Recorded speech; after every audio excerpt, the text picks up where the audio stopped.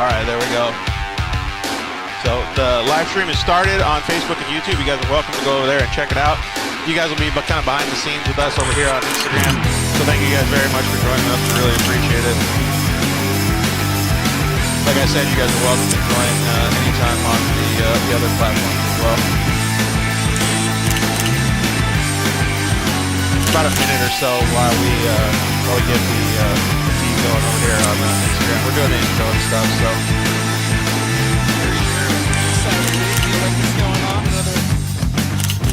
Big Olympics guy right here. Huge Olympics guy. I love it. It's the nation's coming together and competing, dude. It's rad. Love it. I'm just sad there's no fans, you know. That's all right, though. COVID's going away anyways. Yeah, but those guys put in work like solo for so long to grind it out. They'll still be home. That moment comes to They just want to win, homie. Put your people are there with the flag.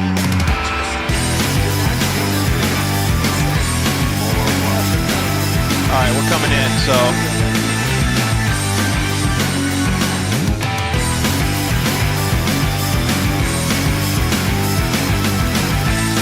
Let's do this. Get ready for the Dirt Life Show. Yeah. Welcome to episode 95. Dude, we're encroaching on 100 episodes, man, of the Dirt Life Show. Thank you guys so much for joining us. We have a fantastic show for you guys tonight. First, I want to just introduce my main man to the left here, Rob from Liquid Molly. How's it going, Rob? Doing great, man. Doing great. How are you? I'm pumped that you're wearing the Dirt Life hat, too. Dude, representing. Had to, dude. I wear these at events and stuff. I'll go out, wear this thing. And dude, living the Dirt Life. 100%. All right, so thank you guys very much for joining us on episode 95 of the Dirt Life Show. Tonight, like I said, we have a fantastic show. Man, I always say this at the beginning of the shows. We really appreciate all you guys joining.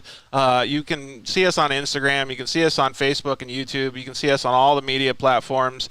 It's really cool to have all your guys' support, man. I can't tell you how much we appreciate all your direct messages and communication. It's just been super, super cool to see everybody so pumped, man. So we're going to get our buddy Brad Seavers, who's going to join us today. Brad runs Racing to Recovery and actually does some racing himself too as well. So we're going to get Brad on. We're going to also get Val Dick from Energycoil. He's going to come on and join us. We have some other guests that are going to hang out with us as well. Travis Pointer, and it's going to be cool to talk with him a little bit, maybe share some stories about some of the stuff that he has going on, some stories that he had with Val and Brad, and we also got Tyler that's going to join us a little bit later. I don't know how to pronounce Tyler's last name. It's Waynes, but he'll have to tell us exactly how to pronounce it. He's a limited buggy driver or a buggy driver in the Midwest. It's going to be awesome to talk to him about the stuff that he has going on as well. So, yeah, I got to do some of the sponsor intros and stuff. So right now, I'm going to bring Brad in just so we can talk to him a little bit, and he can hang tight with us while we do the sponsor intros. What's up, Brad Seavers? How are you, buddy? What's up, brothers? What's going on? Oh, dude, we're just enjoying life over here in Southern California, man. How are you? You know, it felt like it was pretty much California here today, but it was very humid, but it was like 95 degrees, and I'm a Wisconsin boy. That's pretty warm. Yeah, exactly, right? Hey, so we want to start talking to you about some of the stuff that you've been doing, like Racing to Recovery and stuff, but I got to do some sponsor intro stuff, so you mind just hanging tight with us for a little bit? You got it, bro. So thank you very much, like I said, to everybody who joins us on the Dirt Life Show. We couldn't do it without you guys. You guys are our lifeblood, like I say, every episode. We really appreciate you giving the people like Brad, Val, Rob, every one of us the opportunity to share our stories and just listen to us talk, man. It's really, really cool. The guys that are helping promote the show and provide the support for the show so we can bring it to you are companies like KMC Wheels, EFX Tires. Those guys have been part of the show since the beginning, man. They are just really killing it in the wheel and tire game, especially for UTVs. The KMC wheel guys, I've seen some badass billet aluminum stuff that they've been doing with those forged wheels. Good God, I want those on the truck, man. Those things are so cool. So thank you very much to Ryan and Ryan over there. They're both doing a fantastic job. And happy birthday, Ryan Gaitis, man. We really appreciate all your support, dude, and hope you had a good day. You didn't get some of the awesome tacos that we did, but we'll get you some tacos soon, buddy. Thank you to the guys over at Zollinger Racing Products. Those guys are just killing it in the UTV game, man. They have insane cool products that they're doing. They're up in the level of the UTV game all the time with all their billet machines.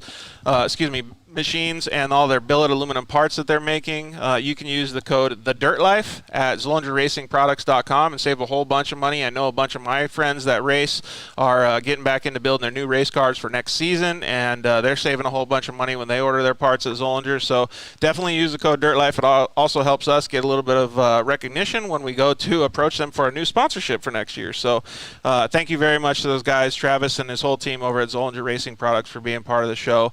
Thank you to Justin and his whole team, all the employees over at Shock Therapy, man, not just for being a partner of the show, but for being such an awesome team that provides you guys with all this content that talks about your guys' shocks and how it improves the riding and everything that you guys do on the trail and in the racetrack. It's just awesome that they're such an open company with such awesome individuals and employees over there. You can also use the code DIRTLIFE at shocktherapist.com. Save a whole bunch of money. Like, they got steering racks. They got all kinds of stuff, man. They just came out with some new sway bar links that are pretty badass, too. And you can obviously get your suspension tuned up. Just tell them that the Dirt Life sent you. Thank you to the guys over at Cryo Heat. Josh over at Cryo Heat. He just went over to that Mid-America short course race. He said it was fantastic, man. There were so many people that were there hanging out and doing all kinds of fun stuff with UTVs and rock crawlers and everything. So he said that Midwest is just going off when it comes to having events. I think actually, Rob, you've been to some of those events, haven't you, in the Midwest? I've been to some Trans Am races and stuff. Just other motorsports? Yeah, I have not had the opportunity yet to go to an off-road race. So the off-road stuff is really kicking ass over there, though, man. So, and so you can always call them up over at Cryo Heat and have, get one of those Pro Mod transmissions that they have, get some of the metal treatment that they offer for your vehicle, and tell them that the Dirt Life sent you. They'll be real happy to hear from you. And thank you to the guys over at Solderweld. Solderweld's making these cool blankets, welding blankets that you can use. They even got a little slit in them so you can get the metal in between there. And they have an off-road repair kit that's really awesome that you can throw in your car to do some repairs on the trail. Repair your race or repair your rides, their motto. So use the code DIRTLIFE at solderweld.com and, go get yourself one, man, so that way you can not be stuck on the trail. All right. Thank you very much for listening to our sponsor deals. And you can go to the sponsor deals page on the dirtlifeshow.com because we got links to all this stuff. All right, let's get into it, dude. So, the first guy that we got on the line today is none other than Brad Seavers. Brad is a former Polaris employee. He helped with the racing department. That's how I met Brad, just through ordering parts and stuff like that. Brad is also recovering from some addiction stuff. He wants to talk about that tonight. And, he also races himself. He's raced circle track stuff. He's raced off-road stuff in a UTV. He's raced a Pro Light. I mean, he's already got all the stuff on the steering wheel and the foot pedals on lockdown, man. So it's really cool to welcome Brad Seavers to the show. Thanks for joining us, bud. Oh, thank you for having me. I'm really excited to be here, and it's been a weird life, and I'm very proud of it. But it's been tough, and I've always told people that hard work beats talent when talent don't work hard, and I might not won too many championships, but I've definitely put it up front a few times, and I think there's a lot to be said for that, Yeah, 100%, man. Absolutely. And that's literally, like, he already just brushed on it. That's literally the reason that we have this show, is because it's called The Dirt Life for a reason, because everybody here has their own story, right? And we want to help share the stories. I mean, people might see you at the track and go, oh, I know Brad. He's got a hat that says 100% silver on it. But what's the real story behind you? And that's what we're here to share today. I think it's going to be pretty awesome to get the whole story from you, bud. The story, I'm going to have to start at the beginning. Raised by an alcoholic father who fell to addiction. And by the way, he's been sober for 3 years now. Awesome. That's badass, man. So never give up hope. So the first part of the story is kind of tough. But, the very first memory I had as a child was watching my mother be beaten by my father in a drunken rage, Yeah. So you grow up like that. You kind of think it's normal. You really do. When those things in your life are just normal, you think that every parent goes to the bar. You think every parent is like that. And then when I turned about 12 years old, I started to realize that it wasn't right. The way the drunken rages were was not normal. it wasn't supposed to be normal anyways. And then I kind of fell into a very regretful, mean, like, you know, my life is going so horrible and my father's making it that way, blah, blah, blah, you know, and to me, that was just a complete cop-out.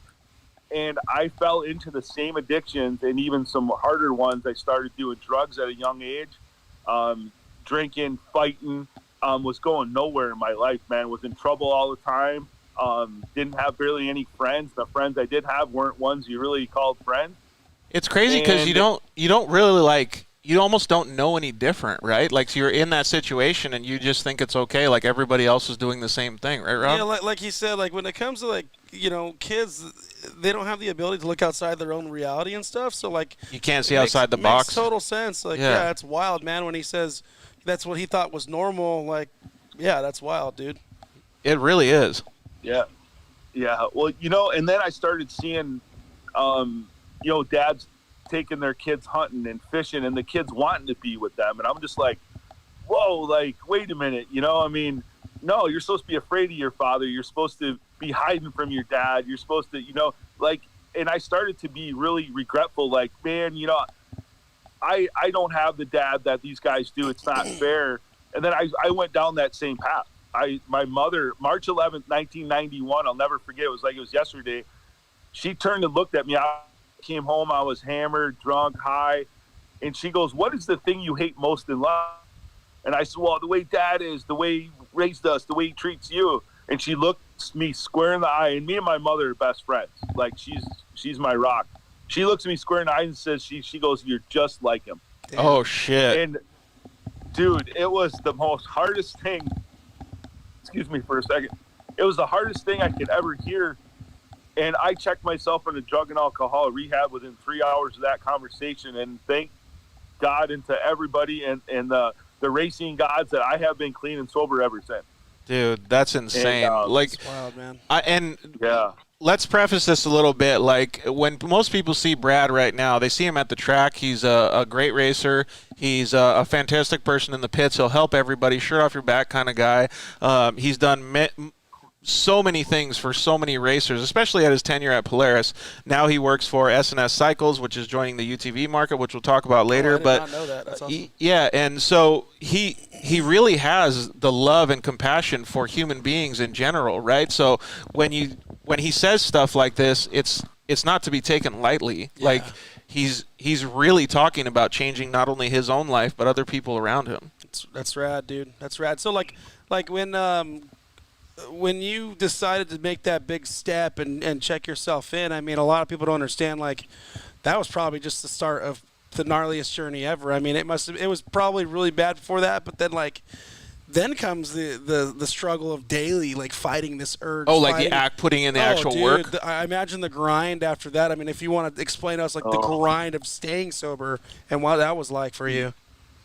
You know, that is actually where the story turns to this most wonderful thing ever. So my first 4 or 5 months, so I turned 21 after I quit drinking, right? So I turned 21. I don't know what to do with my life. Like, that was back when he had Blockbuster Video. I went and rented, like, every video you could think of and locked myself in my room on my 21st birthday, right? And I was missing something, man. Like, I was just bouncing off the walls. I didn't have any friends because, like I spoke earlier, you can't have those friends anymore. So my whole life changed. Well, I went and I bought a 1989 RM 125. Rad. And this is, this is like October. So I don't know, in Wisconsin we get ice early, and I heard about this ice racing stuff, and I talked to a couple guys, and we got my bike studded up. So I went to the very first race, January. Yeah. So January 1 of 1992. Of 1992. I went to my very first ice race, signed up for it, and I won. That's right. No way. Won. Yeah, dude, I still have the trophy. It's hanging in my shop. And that was when I realized there was people who I never met in my entire life that were coming up, giving me high fives, hugging me. Like, dude, that was amazing. Like, you never raced before. And I had long hair. It was right down to my butt, and I was just this, earring wearing, smoking a cigarette kind of Dude, guy. And, he's just and, he's just describing a new show that we got to start called Ice Life. There you go. Yeah, for sure. For sure. And I felt this feeling that I've never felt before. I was proud of myself. I was proud that I didn't need anybody else to get me there. And I met this family of racing that it hasn't went away since. That was when I realized what I needed to do. And racing fulfilled so many things in my life, the camaraderie, the high. You want to talk about a high? You buzz into a corner with 25 other guys with spikes on their tires and don't lift. Let me tell you what, buddy, it's awesome. I bet. And, Dude, I can only imagine. Dude. On ice. Dude, there's so much traction on ice. It's crazy. Like, it's so much traction. It's just unbelievable. So that was when I realized that this is where I need to be. And then I started watching the pros. Like, I was watching them, like, really hardcore. I was watching them, the way they treated their kids, how they treated their girlfriends, and how they treated other people. And I just started to kind of form myself in my own person, but using a lot of those strengths and a lot of those things that I admired about them. And that's when I realized, well, I know something. No one's going to walk up to me and hand me a new motorcycle. No one's going to do this. I need to figure it out myself. Yeah. So I started working really hard on being fast and doing the right things and practicing. And the more I personally did better, the more I felt better about myself. And that helps a lot when you're first into recovery, is to be proud of yourself. And man, it goes from there. It goes from racing flat track motorcycles, and then shattering my neck, my back, my shoulder blades and hip in 07. Jeez. And having to start all over again, and George, you know our relationship. Like, I look up to you, and there's other people that I look up to who we've all had tragedies in our life. Paul Thacker, Monster Mike Schultz, Evan Evans. Jim Wozni. That goes on, and you guys are all give me inspiration. I just wanted to let you understand that our relationship is more than just me and you talking on a show. Dude, yeah, and I appreciate that, man. Like, I was gonna say, like, at some point in the show, like, we met kind of by chance, right, when I started racing with the UTV Right. Wolfpack and Jason and Jeremy Merrill, and they were like, yeah, you know what, talk to Brad, because he can help you out with some parts and stuff for your Polaris vehicles. And you were I think it was the race director or whatever the job title was at the time over at Polaris. And we had a couple conversations just about parts, and then we were like, wait, I feel like there's a deeper connection here. And then we kind of started talking about different stories and getting to know each other. And it's really like the behind the scenes of the dirt life, man. It's because it really shows you what people are and what they're capable of, not just on the surface, right? Like, you're not just a parts guy. Like, you're a guy that has a very, very a long overcoming story of life in general, not just getting injured, but overcoming addiction. Like, all of these things create such a positive atmosphere with everybody around you nowadays. Right. Thank you very much for that. And, so here I used racing, right, to stay clean and sober. And my whole life was racing. And then I shattered my neck, back, shoulder blade, hip. I can't race anymore. I could barely walk. I was paralyzed for 4 or 5 days. They did surgery. I wouldn't take any painkillers. My mom was staying with me she was actually crushing painkillers up and putting in my food because I was in so much pain, but I wouldn't take them, because I was like, I am not letting addiction take my life again. I'm not going to do it. And, That's and gnarly. I got fat. Dude, I got super fat because I couldn't do anything. So I was just eating a lot and just watching TV and because I couldn't walk or anything. And then I started water skiing that following season, and I kind of quit racing for a few years. And then I joined a water ski team. I built a badass boat. I was doing all this stuff, and I was still missing something. What the high that I needed in my life that racing gave me was gone. No matter what I did, no matter how many times I wadded it up on the water at 50 miles an hour, it wasn't the same. Right. So I was headed out. This is crazy. So I was headed out to drive RJ Anderson's semi back from Sparks, Nevada. So Randy called me. I think RJ called me and said, hey, we need somebody to wrench for us at Crandon, and we need the semi out there by Tuesday. I'm like, no problem, bro. So I was flying out Saturday morning to go to Sparks, and I went to our local dirt track where I race motorcycles and stuff at. and they had a mechanics race in a Midwest modified car. And one of my buddies like, hey, I think you should run my car tonight. I'm like, all right, cool. So I jump in this car, dude, and I run up against the wall, never lift, sideways. I'm like, man, that was awesome. Yeah, baby. You know, it was the coolest thing, and that was it. By the time I made the flight to Nevada, to Reno, I had my boat sold. I had a semi bought, race cars bought, and I went oval racing. I went dirt track modified oval racing, and let me tell you what, it wasn't 1 day a week. It was 4 to 5 days a week. I had within 2 years, I had 2 cars racing 4 to 5 nights a week, running 70 to 80 nights a year. Met some of the greatest people in the oval world. And Michael Truscott, if you're listening, you're still my hero, bro. Michael Truscott is a national modified racer who took me under his wing and pushed me to further than anybody ever has in my entire life, and I appreciate him for that. I was running the top 10 of the nation my second year racing. Dude, Wow. that's so cool. Hey, Dude. so there's a couple things that I brushed on, and you probably heard him too, Rob, when he was talking about this. First of all, he's got obviously a go-get-him personality, right? For So, sure, but yeah. I think there's a couple things that I picked up on that. Well, actually, you know what? Tell me, Brad.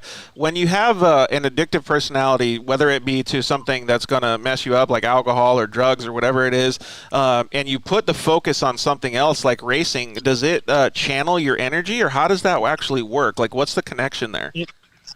You know, it gives you something other than the feeling of normal life. So in my world, normal life isn't good.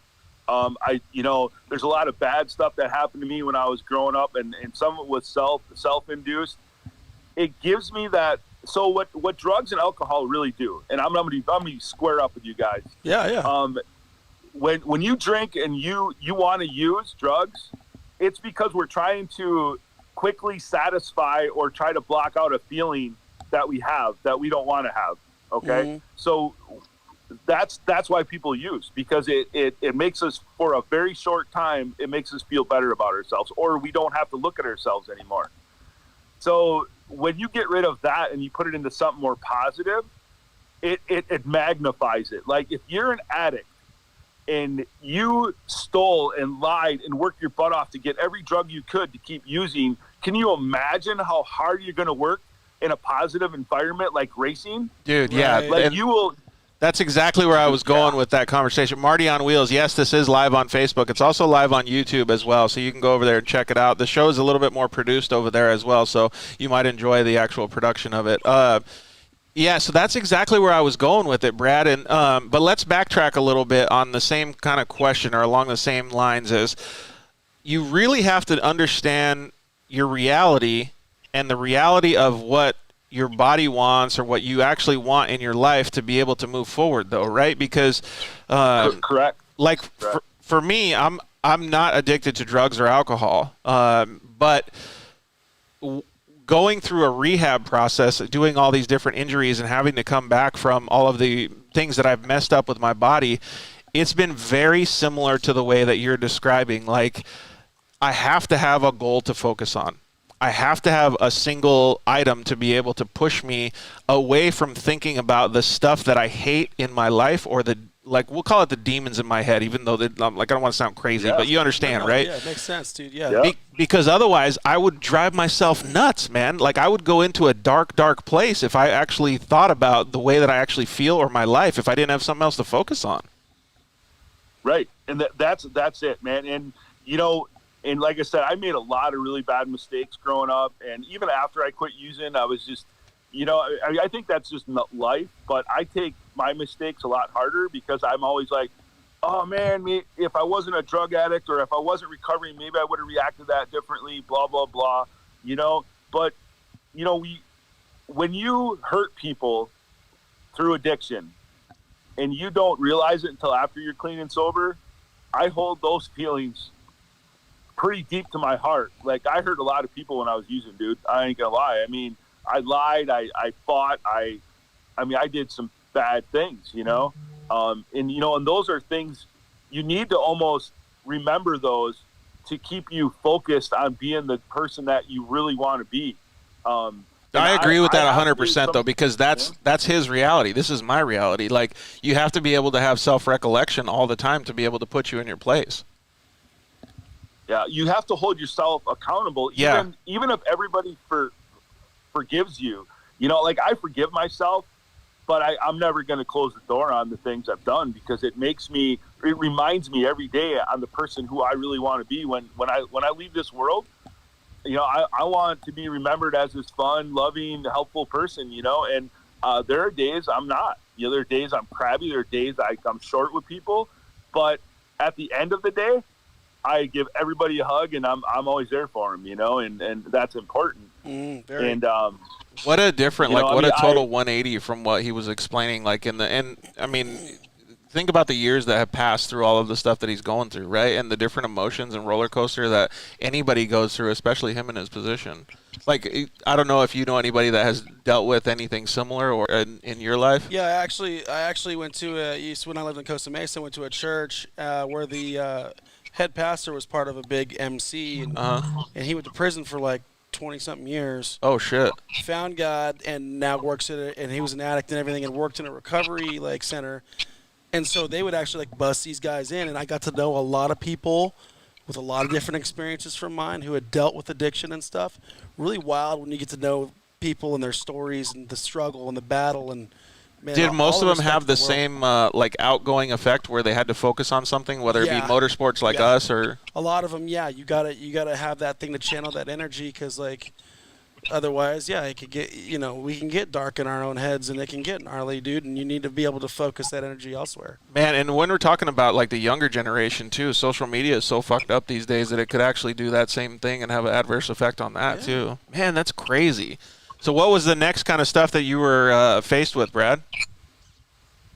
So, it's been crazy, and I had many suicide attempts when I was using. I didn't want to live. I didn't want to be the person, and watching my mom and my brother and myself be abused, it wasn't, dude, I blamed my father until I understood addiction. Right. So once I understood addiction, I'm just like, no, man, it's not my dad. It's the disease that I have.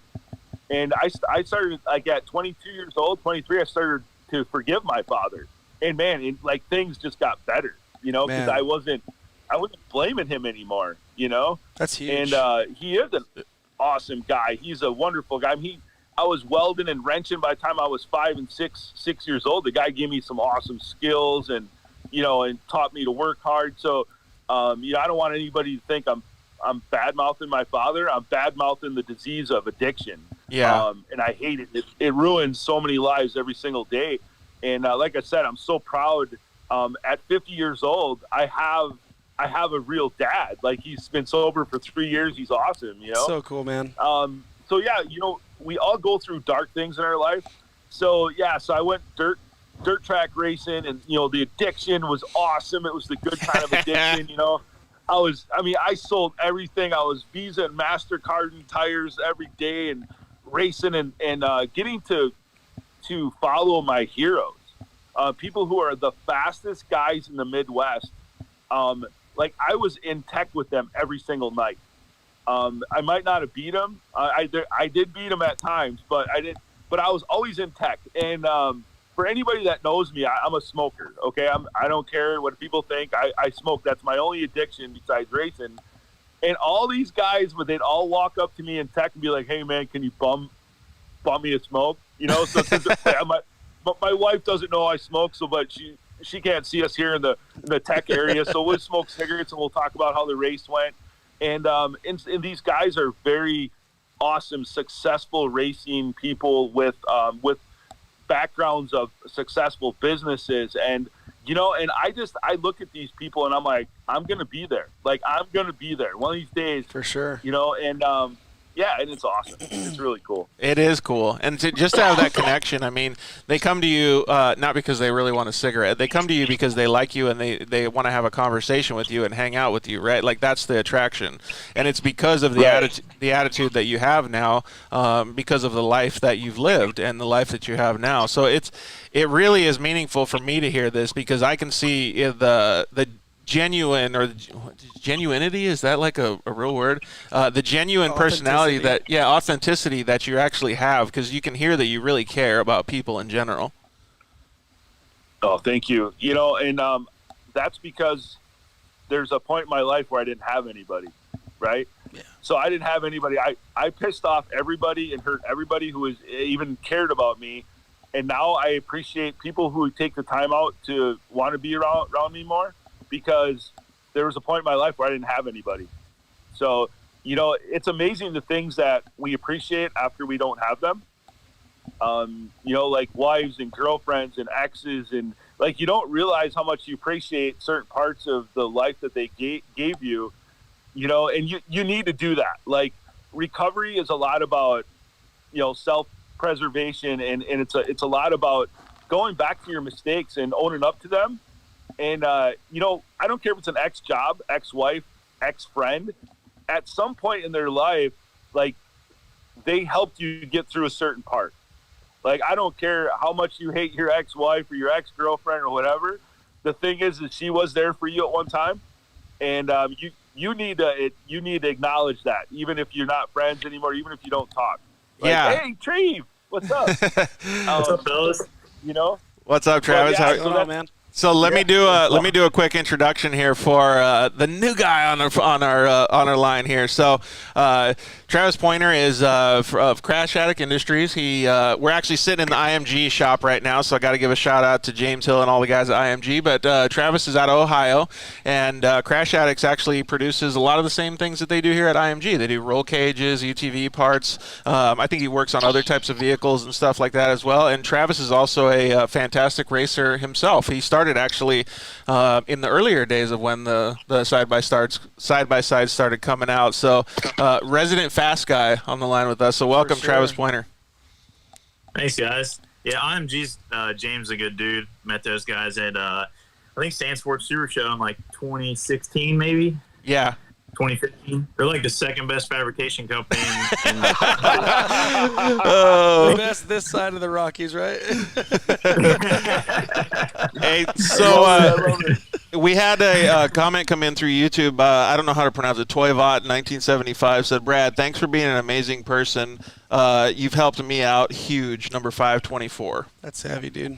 Oh, nice. I watched the video you posted back in like 2017, man, and the amount you give back, dude, like talking about people hitting you up and you helping them through their struggles, dude, so rad.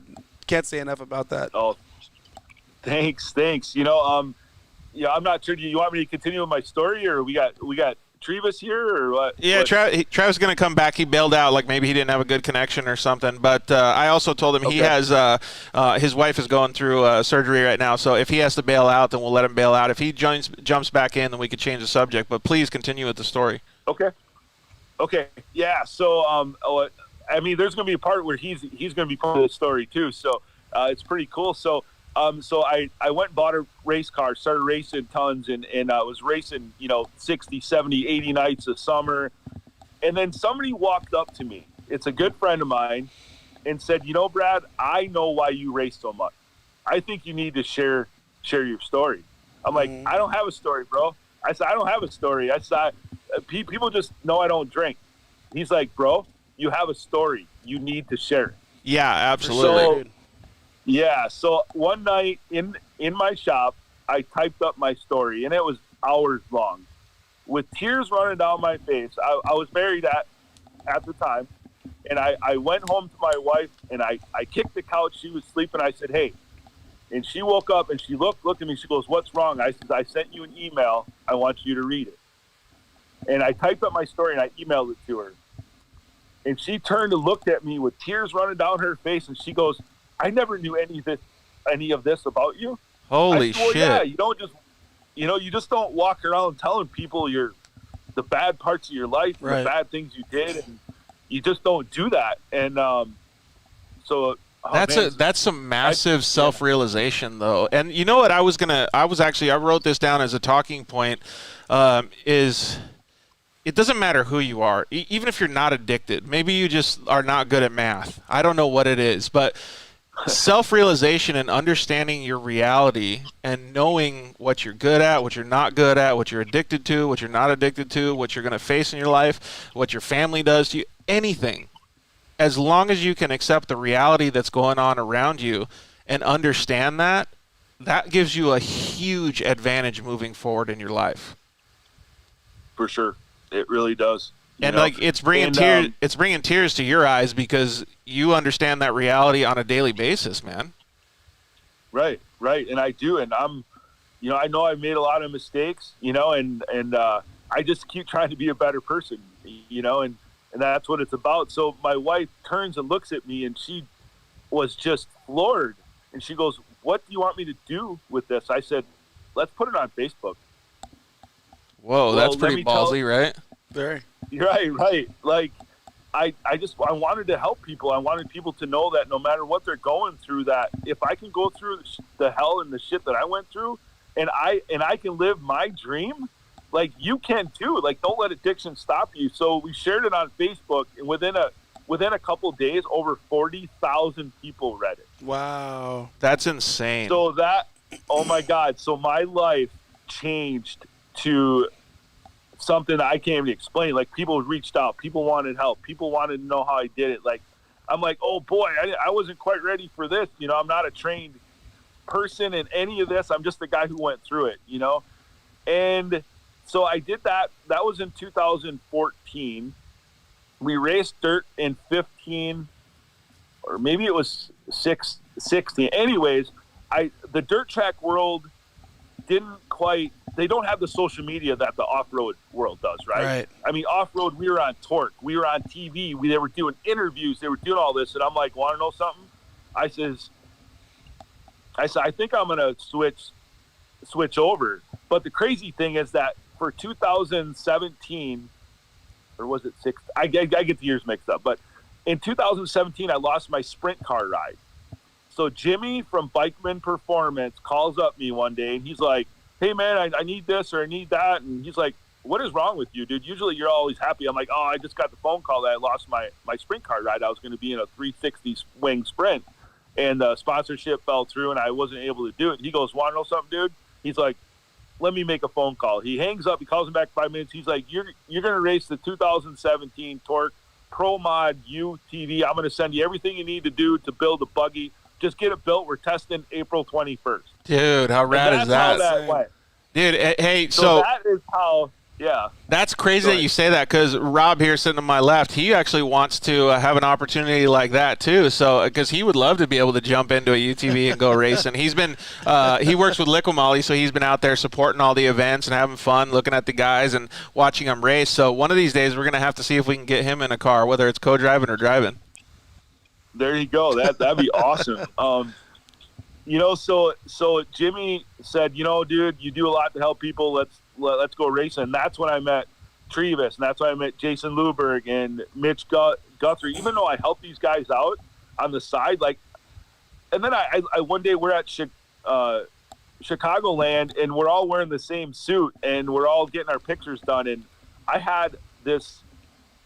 I don't know what you want to call it. If it was like a dream come true kind of deal, like, holy, this is it. Like, I'm really here, Yeah, like a self-realization moment. I'm here.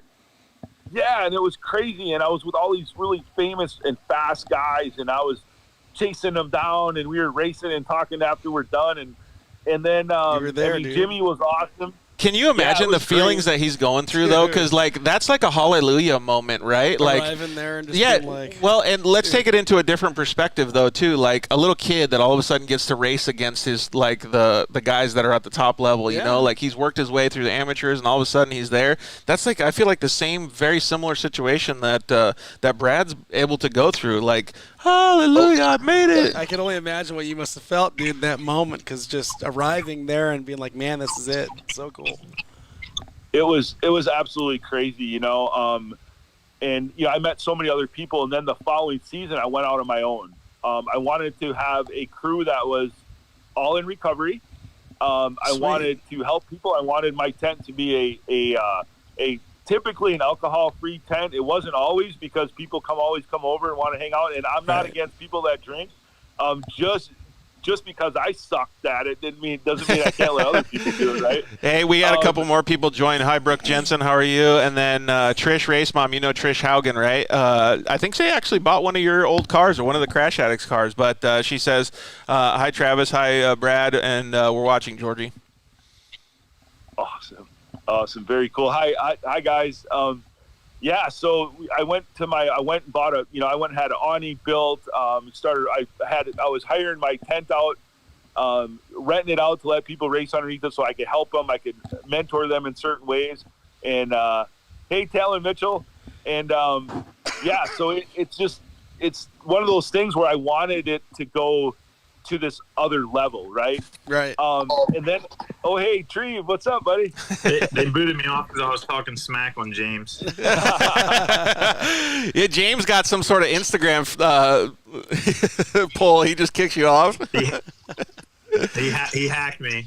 Like, nope, none of that. Yeah. Hey, so I want Brad to continue on with this story, but do you remember, Travis, the first time you ever actually met Brad? Yeah, so actually we spent more time on the phone. Order parts? Hours on the phone.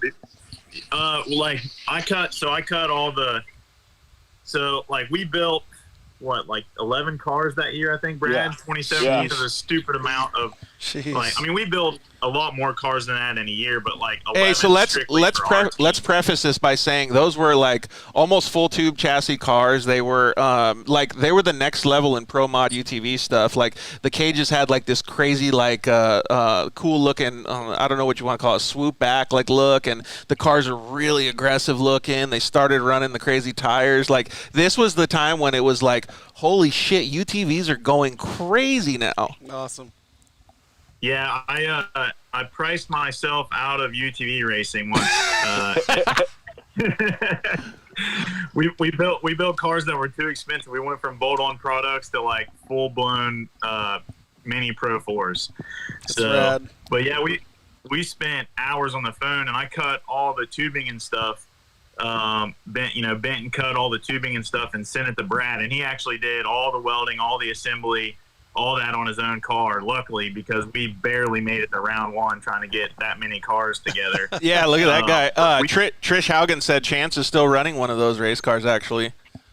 Yeah, he's got two. I think he's got one that Brad built, or one of the ones that Brad built, and then it's actually one we built for Darren Howie. So nice, dude. Isn't it pretty cool to see those cars still in existence? That's badass. Yeah, they're still running and they're still competitive. There's only one car that's actually not on the track, and it's the one we built for Mitch Guthrie Jr., and it's just chilling at Bikeman as a backup car or whatever. But the rest of them are it's a garage queen, man. It's all polished up, looking good, or what? I think it's been turned into a parts car, to be honest with you. I'd say it's pretty stripped. Hey, so how was it to get in one of those cars, Brad, when you first started to kind of, obviously you go over there and you're like, all right, I got to be able to understand who I'm standing next to. I've made it, at that hallelujah moment that I've talked about. But then you get in one of these cars that Travis has done, and it's holy smokes, this is it. UTVs are fucking badass. It was crazy as I was the only one who actually had my car finished. So I believe Trevis actually used my car to go testing because their shit wasn't even done yet. Really? Yeah, I mean. So basically you just called him out like he called out James. You're telling him that he was slacking, not producing enough cars? Well, I was building one, and Tree was building 11, so a little bit different. And, and he TIG welds everything because he makes everything look perfect. Oh, yeah. Dude, I don't have time for that. I fucking make it well. So, yeah, I make it, man. And powder coat, we're all good, so. Sweet. He looks at it. He's like, okay, spot welded. I'll take it. Run it. Yeah, Mitch Guthrie Jr. and I were bolting on bumpers and Nerf bars as cars were rolling out the tech at round one. Holy smokes, dude. Yeah. Yeah, no joke. We got one car drivable, and Jason went and tested it while Keith Tober and Mike Tober, and I'm sure a few other people at Bikeman basically just worked 24 hours or more. He's out there having fun, and I'm like, you got to be kidding me. Like, we built too many cars. Hey, so one thing that I do know about this, like, and again, I'm trying to read between the lines here, is there's a mad rush, right? Like, they're talking about how much crazy stuff is going on behind the scenes. But I feel like that's helping channel some of Brad's energy that he used with the addiction stuff and focusing it on all of these other people and all of the stuff that's going on around him. Yeah, for sure. You know, that's exactly what it is.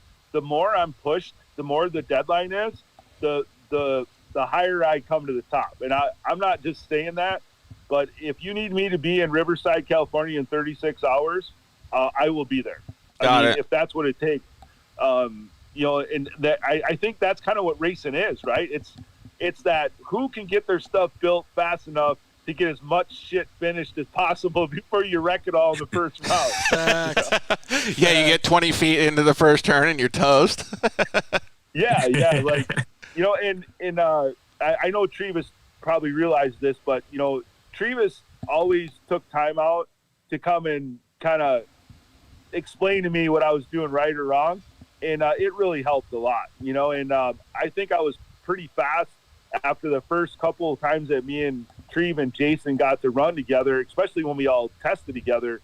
Like, I didn't realize my capabilities were as good as they were until those guys were like, dude, why are you lifting? I'm like, I don't know. You know, I'm like, okay, I won't lift. And then I don't lift. I'm like, okay, I lived.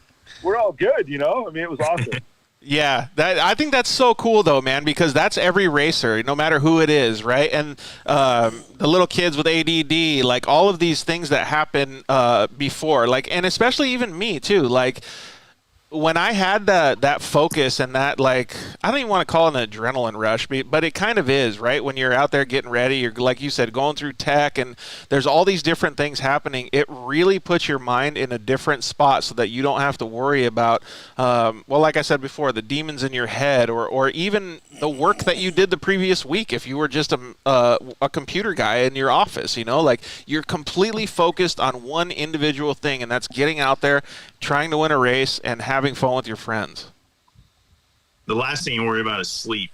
Yeah. Sleep, Right. What's that? That's for Mondays. Sleep is for Mondays. Fact. Yeah. Yeah, we don't have no time from Wednesday till Sunday. Sleep? No, just coffee, bro. Lots of coffee. And I was sponsored by High Octane Coffee. So, Perfect. yeah, like we had the Perfect. best stuff ever. You know?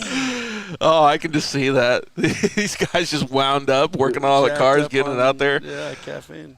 So what's kind of the next things that you're like doing, Brad? You're out there at the track, and like, you know, Travis said, you're really putting in all this effort to make sure that you're doing good. Like, what's going on? You know, yeah, I mean, the first year, it was tough on all of us. I know it was.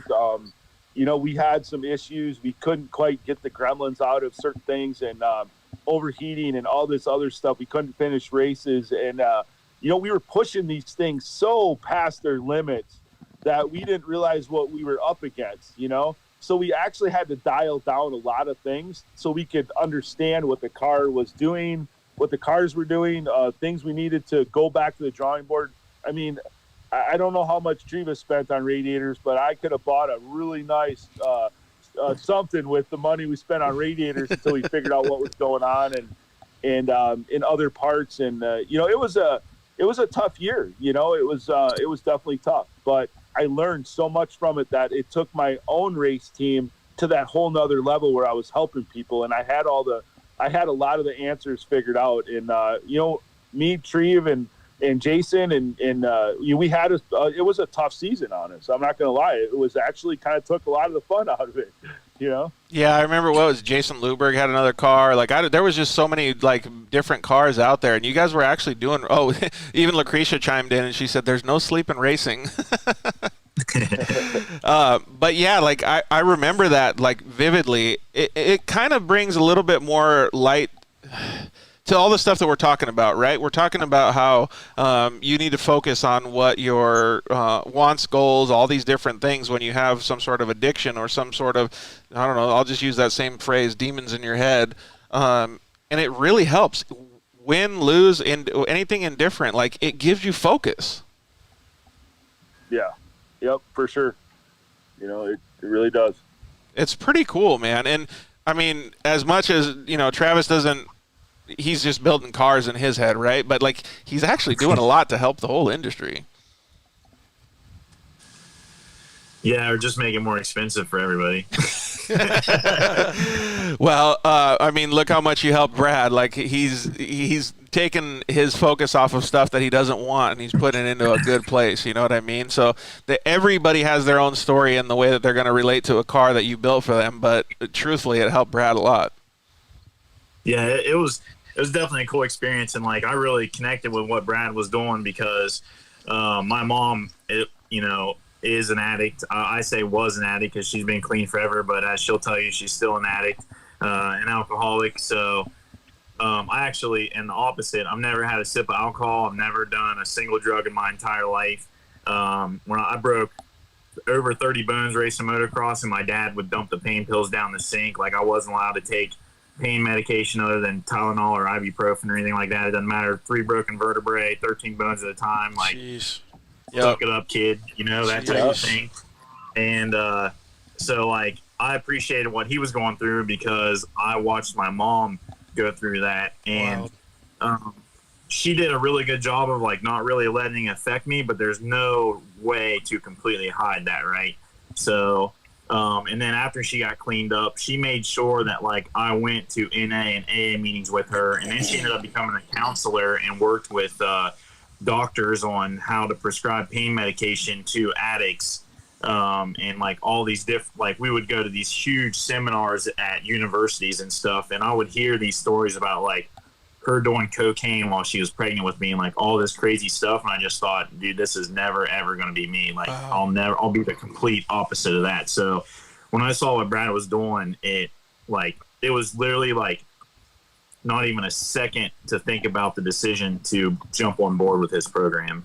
That's so cool, man. Insane. It's literally the reason that we have this show because there's so much behind what they're doing, like first of all, I didn't know, like I'm just thinking, Travis is building awesome race cars out here, right? Other people might be thinking that Brad's out there just helping the people with their parts and, like helping the industry. Like, it's just so cool to hear that you guys have such good stories behind you because you guys have overcome a lot and you guys are actually showing love back to the industry. It's actually Lucretia commented in and said, I don't know anyone more focused than Travis. He used to call me before every race to wish me luck. So he might like the industry a little bit. Yeah, Lucretia and Eric and Trevor, I got to do some cool stuff out there, and I got to actually lived with them for probably 2 or 3 months out there. Please don't tell me it was in the summertime in Havasu. No, so it was. It actually happened. Wicked Built flew me out to do like Sand Sports Super Show, AZ Off Road, like all those shows. And Eric was looking for a guy to help in the shop, and I'm like, dude, I kind of want to like hang out here for a little while. And this was before I was still in the pipe fitters union, so I had not started my fabrication company yet full time. Like we were building stuff, don't get me wrong, but it wasn't like my main source of income. Right. And so I instead of heading back home, I just went over to their house, and Eric and Trevor and I built some pretty cool cars. And then, like I said, I think I was there for like 2 or 3 months, and then came back to Ohio and called up my foreman at my old job, and I was like, hey, I know I told you I was going to come back, but I think I'm quitting and I'm just starting my own company. And You're like, peace out, bro. Yeah. Yeah. January 1st, 2016, Crash Addict was like official a company, and I was, I'm still in the pipe fitters union, but I don't, obviously I'm just building race cars 24/7 now. We were actually talking about this over tacos, Rob and I, how each individual person has so many different life choices and how they actually end up connecting. And it looks like since he went over and hang out with Lucretia and those guys, that's what started spawning the opportunity for you to get a car built by him. I mean, like, how crazy would it have been if none of that stuff had happened? You know what I mean? It's insane. Wild. You still with us, Brad? Yep. I'm missing you here a little bit, but I think I'm back. But yeah, life does put people in our paths for a reason. And I think, me and Treve and Jason always had fun no matter what. And it was good, but I don't believe it was racing was the reason why I became friends with these guys. I think it's a much further than that. Yeah. There's other personal things that other people have been through, whether they were on our team or not, that I thought I helped them with, and like I said, it's, we never know where the path really is going to take us. But after we go a different path, we're like, hey, that's the reason why we went down that road. It wasn't because of racing. It wasn't because of staying clean and sober. It's because somebody needed us.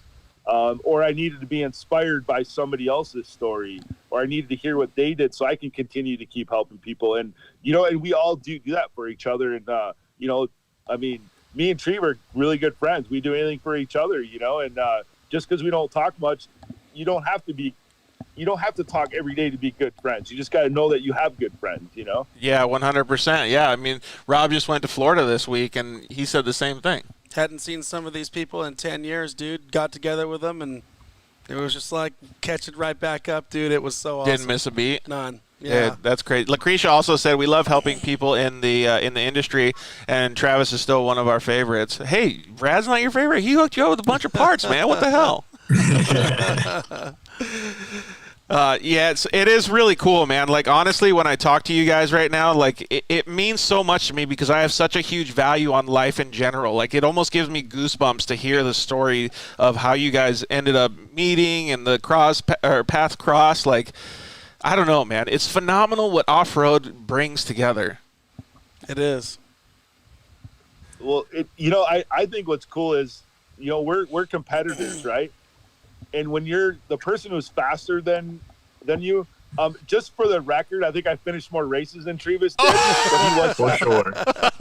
But he was faster. I'm not gonna lie, he was faster. Hey, so the only times that I've seen him, like, I remember, I don't know how I got this video, but it was him doing, like, his first ever GNCC or Woods race or something. I was like, holy shit, he has no idea what he's doing. He thinks he's on a short course track because he's wooded the whole fucking time. He just launches everything. Dude, just full tilt on the skinny pedal. I was like, God, if he just cranked it back like 5%, he would probably win. Yeah, it took me a little while to realize that I came from motocross, so like we literally clean the air filters, adjust it. You know how it is, and you can hammer that thing all year long, and it never breaks, right? And UTV's not the same, so it took me a few years to realize that I was not actually in a Pro 4, that I had to finish the race. Oh, that was awesome. So hey, so you guys got here. So Treve walks up to me. He says, "Hey," he's like, "if you're not on the gas, you're on the brake."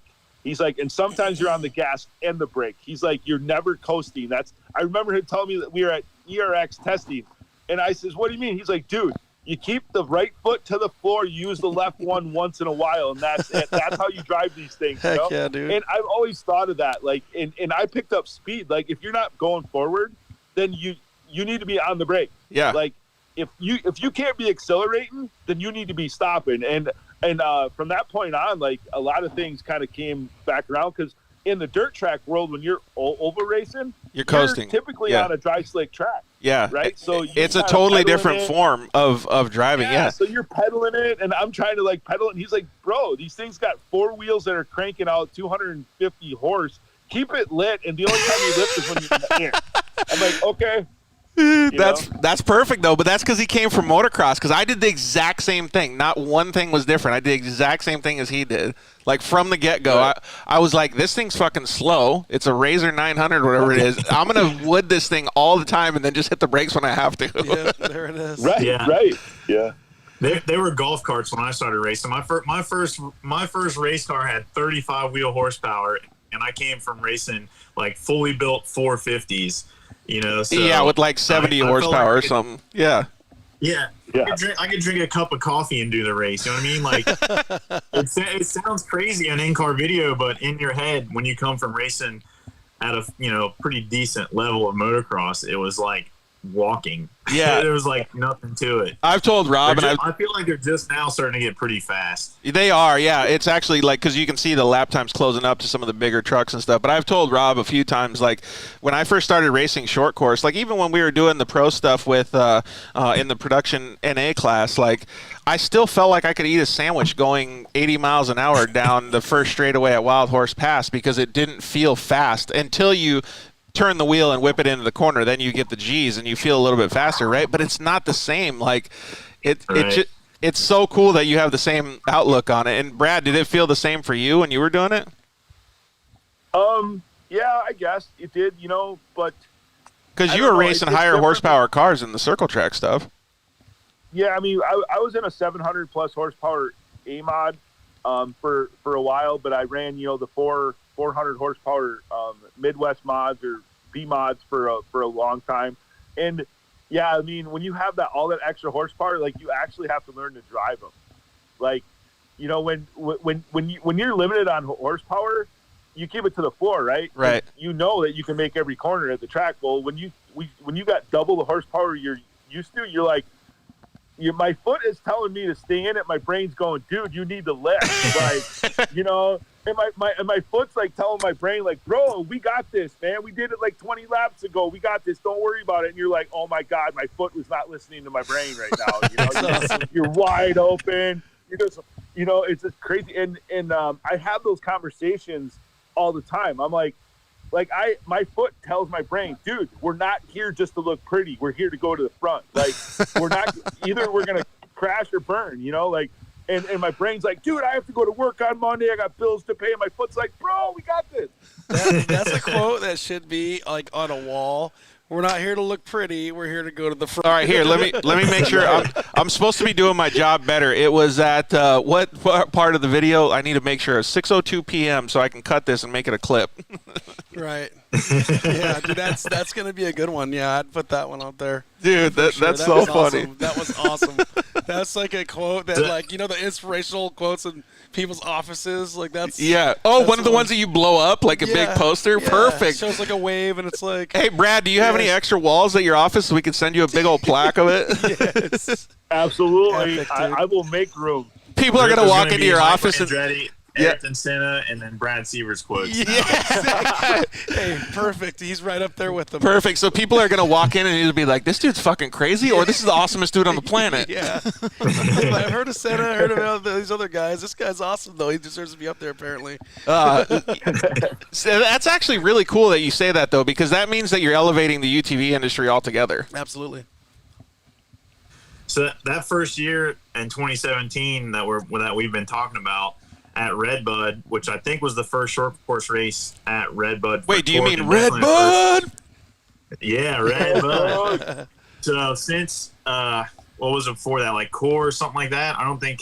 No, Torque had been there before, but I think it was the first UTV race. But my lap times for Pro Mod, the only 3 vehicles the rest of the day that were faster than mine was CJ Greaves, Johnny Greaves, and Keegan Kincaid in Pro 4s, and the 4th fastest lap for the whole day was my Pro Mod. Dude, that's sick. Yeah. Dude, how fun was that track? Both of you guys can answer that, because that track looks so fun. It was awesome. It was really awesome, the 2 corners I did in the second day. That's all you got. Hey, at least you got the story of the quick lap, though. Yeah, the first day was awesome. So I had fastest qualifier, I think, both days, and Kyle Cheney smashed me, and he had an illegal front bumper, Kyle Cheney, and he hooked my rear bumper. We got stuck together, and we made some Can-Am Polaris babies there for a little while. By the time we got loose, we were 1 corner from being lapped, and at competition caution, we were sitting 5th and 6th. Dang. That's crazy. It was the most, still to this day, is the most fun race I've ever had in my entire life, because there was no, you didn't think about finishing because we were so far behind that Kyle and I just hammered. And the other thing is Redbud is sandy. So, I feel like, not to talk bad about short course racing, but I feel like short course racing is almost like a paved track with jumps for the most part. And Redbud was an actual off-road track. Yep. And I feel like we excelled there because – we can come from racing GNCC. Cheney came from racing GNCC. Brad obviously knows car setup. So the people that were actually capable of setting their cars up, changing it, a lot of people set their cars up and then they run it the same all year. Yeah. That race, it was very obvious on who knew how to change car setup, because that track was completely different from any other track. and it had massive braking bumps and acceleration bumps and ruts, and it was like awesome. It was so fun. And then the track was tight, so that allowed us to like run lap times similar to the trucks or faster than the trucks. Yeah, and I'm assuming that like with your motocross knowledge too, you knew how to like adjust your bike during the day or your UTV during the day and kind of change it up. Like I feel like that would suit a lot of those guys. We changed settings literally like throughout the day because it would start prepped, right? So we would have a setup for like a smoother, fast track, and then as the day went on, the track got rougher and rougher, and we would stand out on the fence and watch it develop, and watch the live feed and try and like pick out like what was going on with the track, like how bad it was getting, and then make adjustments from there, like clutching adjustments, sway bar adjustments, high speed, low speed rebound, like everything, tire pressure, tire changes. Like, I mean, it was probably the busiest weekend, but also one of the most rewarding, like I said, probably the most fun that I've had. Dude, look at these guys being all professional in the UTV industry. Right. That's pretty cool, man. I appreciate that too, because like I said before, like that gives Brad or anybody the ability to focus on something else, man, to actually like put your brain where it needs to be and not thinking about shitty stuff. Right. You know, and that track, I started last, 28th, I believe it was, and I finished 8th. Dude, rad. So I came up, I passed 20. Dude, it was because, like, me and Treve, we were watching the Talladega turn is where I gained a lot of my time. That Talladega turn was 18 feet tall, and no one was going to the top of it. So that was I your would bread go and to the butter, top baby. of it. Dude, it was awesome. I went up to the top of it and just never lifted, and I would clear that tabletop and land right into the corner. So the circle track guy takes the short course guy's advice and just goes to the top fully wooded. Dude, just up against the top. Love it. Well, with the sand, you needed to carry your speed, right? Right. Yeah. You didn't have the power to muscle through it. So from the time the tires would be on the ground, I never lifted, and I just tried not to hit people, you know, and just went up to the top and just never lifted, you know. And Dylan Marcourt from the Broken Dirty team was spotting for me, and he's a young kid, very successful. Actually, you probably heard of him. He's been winning a lot of races at the Champ Off-Road stuff in the pro stock, I believe it was. And he literally spotted for him. He's like, oh, my God, as I'm launching this tabletop, right? He's like, that looked really cool, but do not do that again. It was awesome. It was so cool. Sailed it way too far. Do you remember what you got at that race, Travis? Yeah, DNF. At least you had one of your cars up there. Yeah, we came off competition caution, and my belt lasted about 3 more corners. And Kyle Cheney's trailing arm broke in half, and I'm pretty sure he still finished second. Oh, dude. Jeez. So I was so mad, and then we did like some drastic clutching change for Sunday. I'll just tell you straight up, like when you hear DNFs from Brad and I for 2017, it was either belts or front diffs. I blew 9 front diffs. Oh my God. Yeah, so we the problem is like Brad said, we were pushing the cars to such a limit. We lowered the center of gravity 14 inches and made these crazy adjustments to where you could corner so hard, and we got so much more traction than we ever were before that no one had solutions for engine temps because they were under such a load. And we pulled data one time and we couldn't figure out why we were hot, and my data showed that I was 100% throttle 80% of the time. That is insane. Yeah, 100%. And you know, the real cool thing about data is, you know, AIM still sponsors me to this day. That data is really important, and we learned a lot. The more data we were able to collect, the more we learned about the cars, right? We didn't get it soon enough. No, exactly. No kidding. Yeah, it would have been a lot cheaper just to spend $10,000 on data. But anyways, you know, that's the thing is we know it, and there's a percentage of load, right? Well, the max percentage on a Polaris in the data tables is 300. Okay, we were at 306, 304, 302. Like we were above the max because, you know, we're the traction was so good, the 4-wheel drive was working, and to be honest with you, that's probably the fastest I've ever driven a 4-wheel drive was in 2017 because our weight limit was only 1450. So I was like on diets, like dude, like I was like totally like titanium everything, you know, like, I mean, drive shafts, everything. You know, we were light. Those things were so stupid fast. When they started adding weight to them, it kind of sucked for guys like us who would like to go fast, but it saved the people a lot of money and it slowed us down because those things are faster than the Pro 2s. They're so fast. People didn't even realize it until you looked at lap times. You're like Travis said, he had the fastest lap time out of anything that was raced there the whole weekend. Dude, that's insane, man. These stories are so cool. All right, let's we're gonna bring Val on in just a second here, but let's go back to your story a little bit. Like, how is this making you and the addiction and all this stuff? How is that like feeling when you're going through all this stuff? You know, it's good because, like you said, it gives you some focus. So, 2017, me, Treve, Jason Luberg, Bikeman Performance. 2018, I went on my own.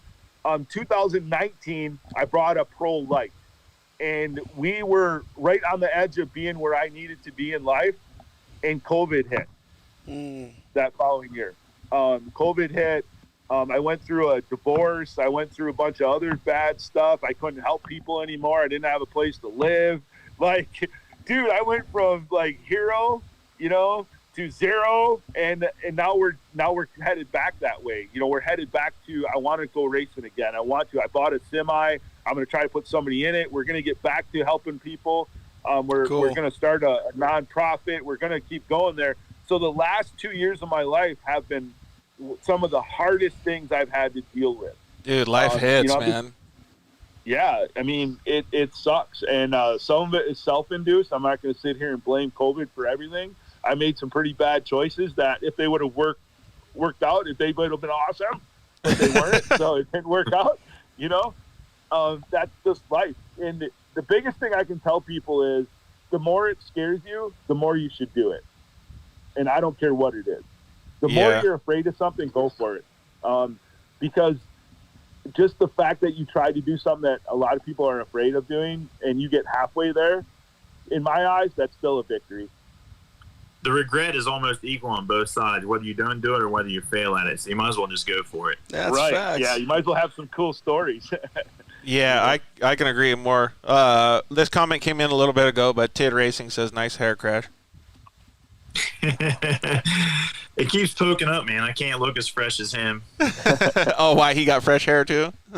Oh, yeah, dude. He's at the gym like 4 times a day, and he's trying to be a model. Oh, I got you. If he spent more time on a racetrack as he did in the gym, he'd be crushing it. So there's an idea for next year, the Dirt Life calendar, where we can get all the racers out there with their hair all slicked up and out there in the dunes just posing in the sunlight. Can I just hard pass on that? Like, just full hard pass on that? I'm growing out. If we're doing that, I'm growing out a mohawk for sure.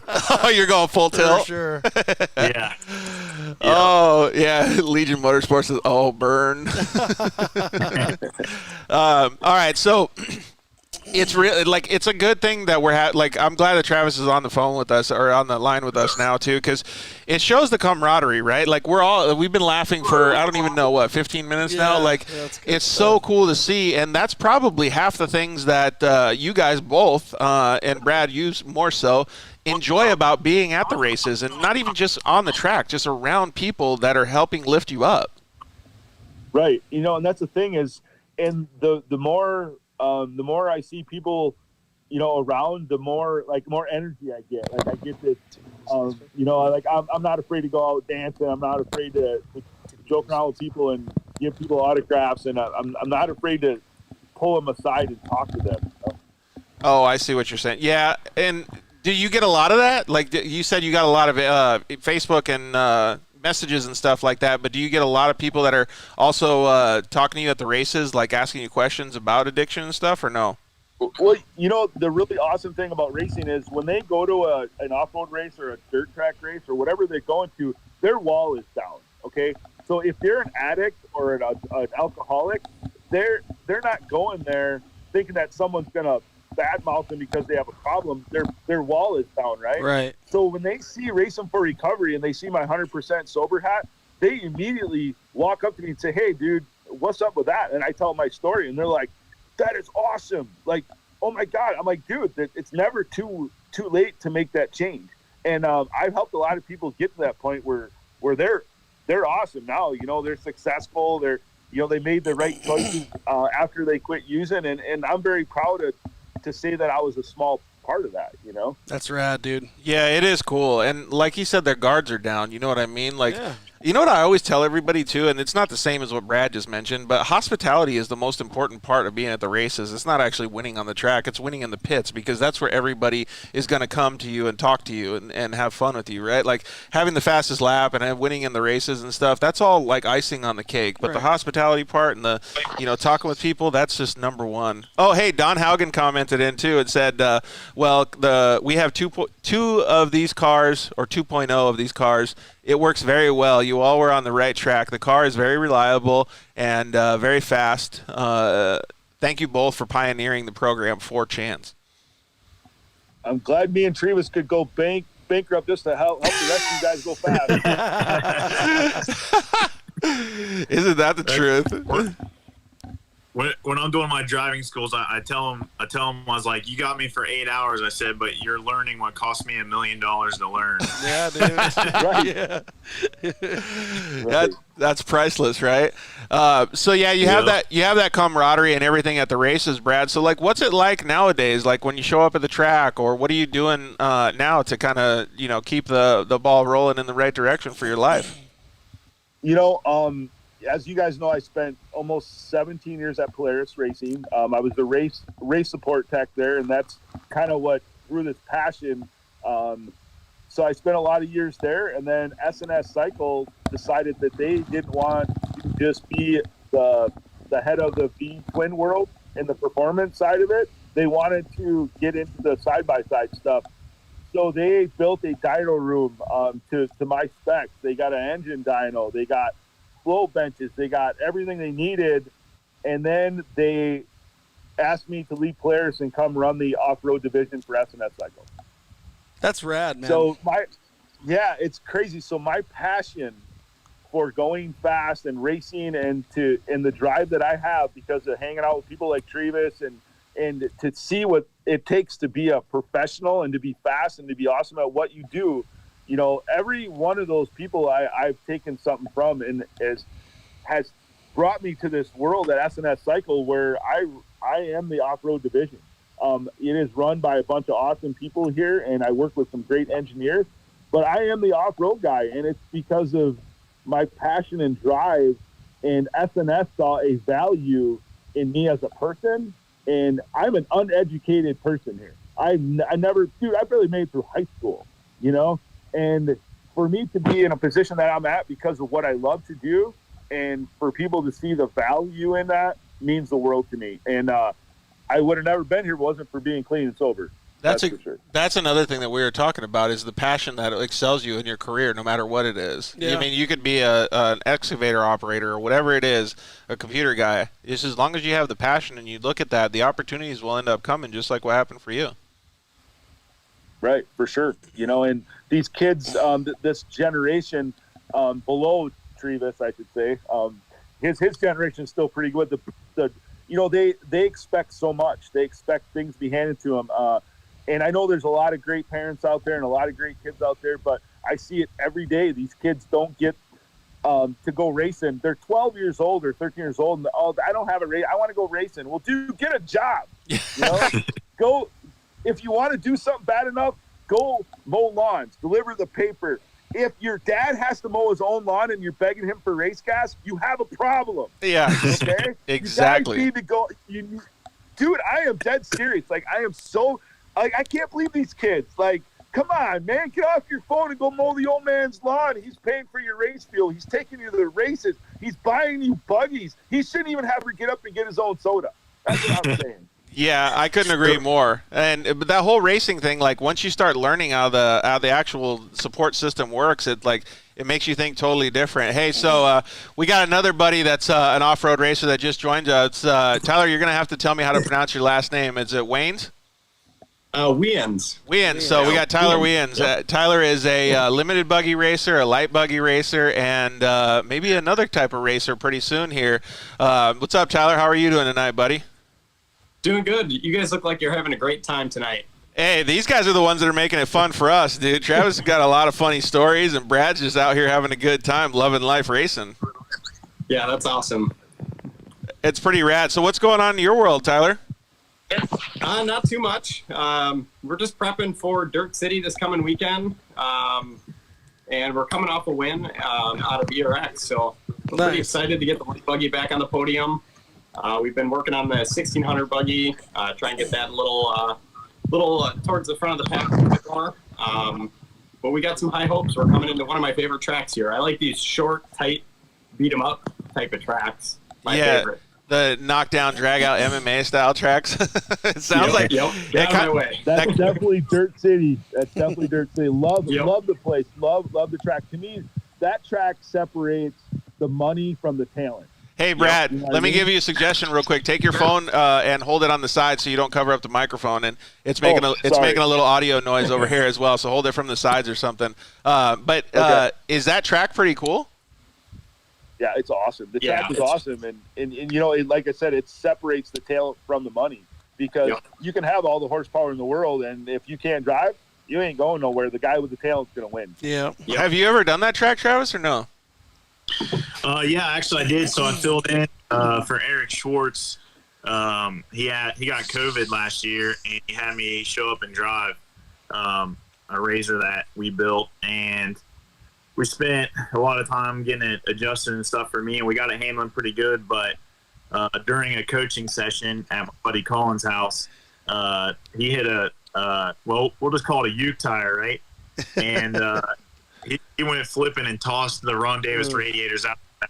Oh. So, yeah, we cobbled up, or they cobbled up some radiators, and thing just wouldn't stay cool. So Alex Fortune likes to call me the limp mode hero, and yet again I'm turned to Champ off road and 95%. Dude, that's hilarious. Yep. So, Tyler, your cars are a little bit different though, right? Because we were just talking about like driving UTVs, and we were making fun of each other and stuff. You know, you drive with your foot fully down on the gas pedal, and then sometimes you hit the brakes a little bit. But with the limited buggies and the buggies the way that you guys have them, you guys have a cutting brake. It's in two-wheel drive, and you have a manual or sequential gearbox. So it's a little bit different driving style to drive one of those bad boys. Yeah, and we have very limited horsepower too. My light buggy, I think, is about 60 horsepower. On the 1600 car, I don't even know where that's at, probably 70 or 75. So there's no throwing it into the corner. If you do, you're scrubbing all your speed. And, you know, you're not, just like these guys were talking about before, if you're on the gas, you're going forward. If you're not on the gas, you're on the brake. And anything in between, you're losing ground to the guy ahead of you. It makes it so like for a very important point. Yeah, it makes it so that you understand momentum a lot better, though, too. Like, Travis, you can appreciate this. Like, back in the day on two-stroke 125s, like, that's the way you rode. Like, you didn't let off, and if you wanted to get more power, you just use the clutch a little bit, right? Like, so all these guys that learn in, like, what Tyler's learning on, let's just say he did go up to a UTV, like, he'd have the momentum thing down.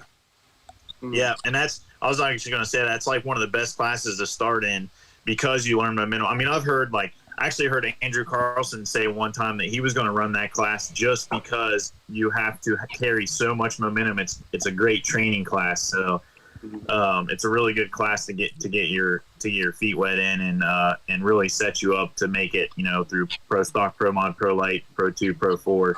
Yeah, it's like a stepping stone. Yeah. Brad, is there any relation that you can come up with the circle track stuff compared to what they're? Well, you know, the biggest thing I can say is the less horsepower you have, the more of a racer you have to be.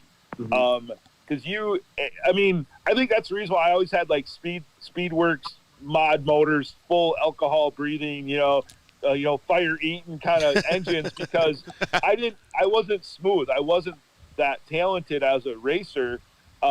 So when you are limited on horsepower, you become a racer. You make decisions very early on how you're gonna enter a turn, how you're gonna exit a turn, where you're gonna enter that turn at, how you're gonna pass the guy in front of you. Like when you have all these gobs of horsepower, you can make up for a lot of mistakes in a really short time. I guess it's kind of right there, the mistakes. Yeah, the mistakes is what gets people. It's 100%. We just saw, actually, if you guys watched Washougal this last weekend with Jet Lawrence, he actually made a pass going through a corner where he did like an outside-in kind of move, but he had to do it 4 times until it finally worked on, I think, the 4th or 5th corner, and that's very, very similar to what it seems like you guys do on the track to be able to make a pass in those buggies. Yeah. Sometimes that's the only way to get around guys. I mean, we're limited on horsepower so much that once the track starts to get a cushion, you can't even go out in the cushion because you're going to lose 5 spots to the pack behind you. So some of the tracks get pretty one-lined. That really limits where you can run. So it's really getting creative. Going, instead of 3 feet off the track, you have to go 10 feet off the side of the track, almost in the grass, to find the dry spot to get out of the mud to pass somebody. Dang, dude, and that's getting one of the creative. things that we've learned from Mike Vanderhoevel. He taught us that. You got to run these wide lines. Dude, that's awesome. Julie Bixby said, love seeing Tyler on here. Yeah, Tyler's got some fun stuff to talk about right now. We also had Kelnack AZ said, did you guys see the 4-cylinder patent come out for the Pro XP? Supposedly no clutch or belt. Well, we're not going to talk about that right now. We're going to keep going with the stories. But, yes, we did see that, and it's awesome to see that the side-by-side industry is growing. But we will never know until this stuff hits the market. So we'll have to see what happens with those new vehicles. It's cool to see, though, that the side-by-side market is getting so much better. So what's on the roster for? I think you got a race this weekend that you said at Dirt City, right, Tyler? So what's on the roster for this weekend? It's the light buggy and the limited buggy, or what do you guys got going? Yeah. We only our 2 races are half an hour apart. I believe there's only 1 race in between, so I get out of one car and have just enough time to kind of stretch out and jump in the next car and go again. Dang, that's going to be pretty hectic. Little time to focus on the pass race. Just got to jump right into the 1600 car and focus on that. Actually, wait, that brings up a good point, though. So I always tell everybody, and you guys can all answer this. Let's go Brad and then Travis and then Tyler, you can answer it last. But every good racer, in my opinion, has a very, very short attention span. Like attention span of a gnat almost. You can forget anything very quickly because if you don't, or if you remember the stuff that happened in the last corner, you're not going to do good in the next corner. And I think that actually flows a little bit deeper with Brad because you really need to understand your reality, but you also need to look forward. That's absolutely right. You can't let what happened in one corner screw up the whole rest of the race, right? So you pretty much race the track corner to corner. And whether you slide into somebody or somebody slides into you or you make the wrong choice, you just need to make the next choice has to be perfect, right? Because we all know that one chain reaction of nothing but bad choices leads to you on your roof, on fire, wishing the track guys were faster. So it's better to, when you do notice that you make a mistake or you notice that should have been a different choice, the next one really has to be spot on. Yeah, and that's in life too, right? Absolutely, 100%. Actually, that's what I was talking about, but okay. But it just shows the commonalities between racing, don't you think, Travis? Yeah, for sure. And it's like, I feel like when I'm racing, there's a lot of times I get back in the pits and people are like, oh my God, when you did this or you did that, I thought for sure it was over. And I don't even remember it happening or don't see it as dramatic as what they saw it as. Like Justin Barcia panic revved everywhere. Yeah. Yeah. So and then it's the same thing in life though. There's I was actually just talking to, we were at the doctor for my wife.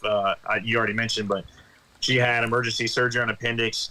She's 15 and a half weeks pregnant, so obviously a little bit of a scary moment. Oh, definitely, man. And but I'm like, I think I don't think miscarriage and all this stuff. I just think I only think in success, right? Like obviously in the back of my head there's the chance of failure, but to me it's like until they tell me something's wrong, nothing's wrong. Like we're gonna get it taken care of. We're gonna be good. There's no reason to panic. There's no reason to stress my wife out, make it harder on the baby, like all this stuff, right?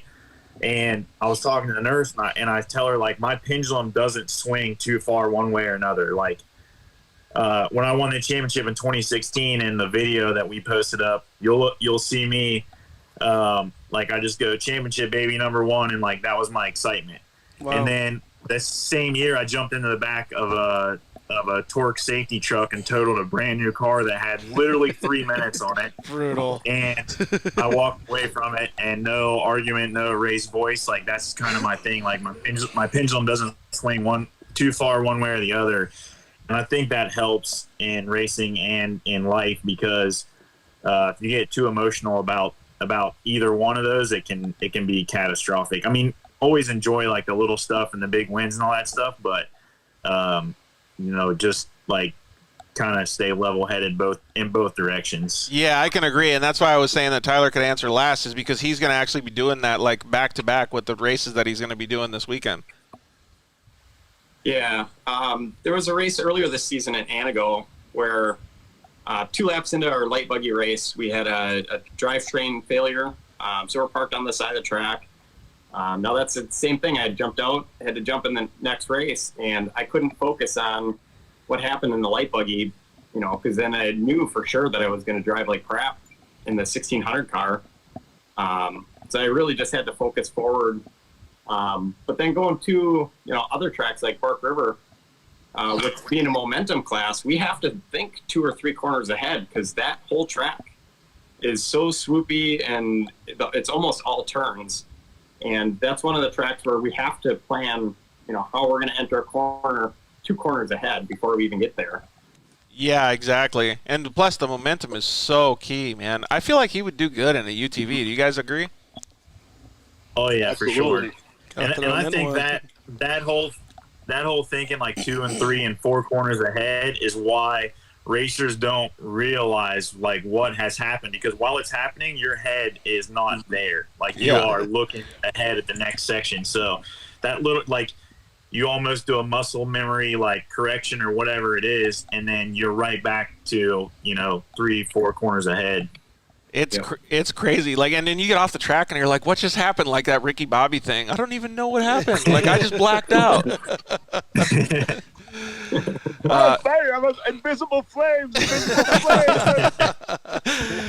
Dude, for real. But I think all of it goes back. I mean, like, we're talking about how much fun we have at the races, and we're all laughing and having a good time. But there is a serious note that we're talking about. We're talking about life in general, people needing help, people wanting to succeed in their career, people wanting to overcome addiction, people wanting to make themselves a better person, whatever it is. And a lot of this dirt life that we're all living, every single one of us sitting here, is really making those changes. Like, we're enjoying that, and we're learning a lot from the whole industry and the whole process. Don't you guys think? For sure. Yeah, for sure. Yeah, definitely. Racing, racing has made me the person I am today. It has. I didn't know what life was without addiction, and then I found life with racing, and it is who I am. End of story. Like, without it, I don't know where I'd be. Yeah, I can agree with that. I think. Oh wait, before you answer, Tyler, Alec Hoffman said Tizzle knows he always has an opportunity to race a UTV. There we go. All right, maybe if Paul Brandon will jump in one. Sweet. All right, what were you gonna say? Going back to what Brad was kind of talking about earlier on one of the earlier segments about alcohol, I don't really drink too much anymore. I was kind of going down that same dark alley that Brad was. I wasn't as far down the alley, but the last couple of years, thank God. Yeah, I don't drink much at all. I think I have 5 drinks in 2021 so far, but that has really helped my racing. A, because I'm not sitting in a bar all the time. But B, my mental game is so much stronger. I don't get fatigued physically. I can get out of the car and feel great. Or, I used to get out of the car, especially the light buggy. We don't have power steering, and those ruts and stuff really tear your arms up. But now I could jump out and I could jump right back in and do another race. And I still see guys out on the track, winded and huffing and puffing. And I see him the night before drinking, and that was, same thing. And then, so kind of how I got into off-road racing is through my uncle. He had some alcohol and depression issues, and he got into RC car racing a little bit, and that's how I got into RC cars and met my friend Matt Gerald. That's how I got hooked up with him. and still kind of working with them at the track and stuff. But my uncle ended up committing suicide back in 2006 due to that. And so he unfortunately isn't with us here to see us racing today, but he's here with us in our heart and stuff. But that's going right off what Brad says. It's a dark alley, and people don't realize where they're at until they're out of it. Yeah, I mean that makes sense, and that's just what we were talking about, though. Is it positions you in every story has a different ending, right? And look how much it's benefiting you now. Like, not that sacrifice was worth it. I'm just saying, you understand the reality of your life and the things that have happened to make it better now for all of the people around you. Yeah. Yeah, my heart goes out to you, bro. I've seen what addiction can do to families because I help people who have addiction, and when you lose a family member or even just someone you care about, and like you almost feel guilty because you saw it happening, right? And there's nothing you could do, and it's almost like in slow motion. Like if you just would have maybe done that one thing or made that one phone call, but addiction, dude, doesn't care. Like It will drive you. It makes you want to feel like that. It drives people away. Addiction is horrible, man. And my heart goes out to you, bro. It really does. Thank you. Yeah, but then you're turning into a positive, though, too, right? You're learning how to keep the people around you. And thanks for mentioning Matt, because Matt Gerald's an awesome dude. We really appreciate him being a part of the Dirt Life. He was actually on an earlier episode. He's just a fantastic guy, so I'm glad that you're associated with him and his program. Yep. So yeah, we've got some exciting news that I'd like to share with everybody. Yeah, let's do it. Unfortunately, so this is going to be my last year racing off-road for a little bit. I'm making a switch to a Badger Midget sprint car. Working with, Brad kind of knows a little bit about that. Yep. So I'm working with my boss, Andy Zipper, who's a former off-road racer. And we're partnering together, and we're going to run a Badger Midget starting next year. Nice. We're kind of going to dabble in it a little bit. We're gonna go check out the Corey Kruzman driving school. No, dude, you're not going to dabble in it. Don't even do that. There's no such thing as dabbling in it. Dude, you are going to get into it. You're going to make one lap. You're going to flat foot it and be like, and I can adjust the wing all at the same time. This is awesome. Right? Those were his words. Those were Andy's words. We're going to dabble in it. But no, we're going to go check out the driving school. We're going to go do some testing, hit up some of the local tracks in Wisconsin here.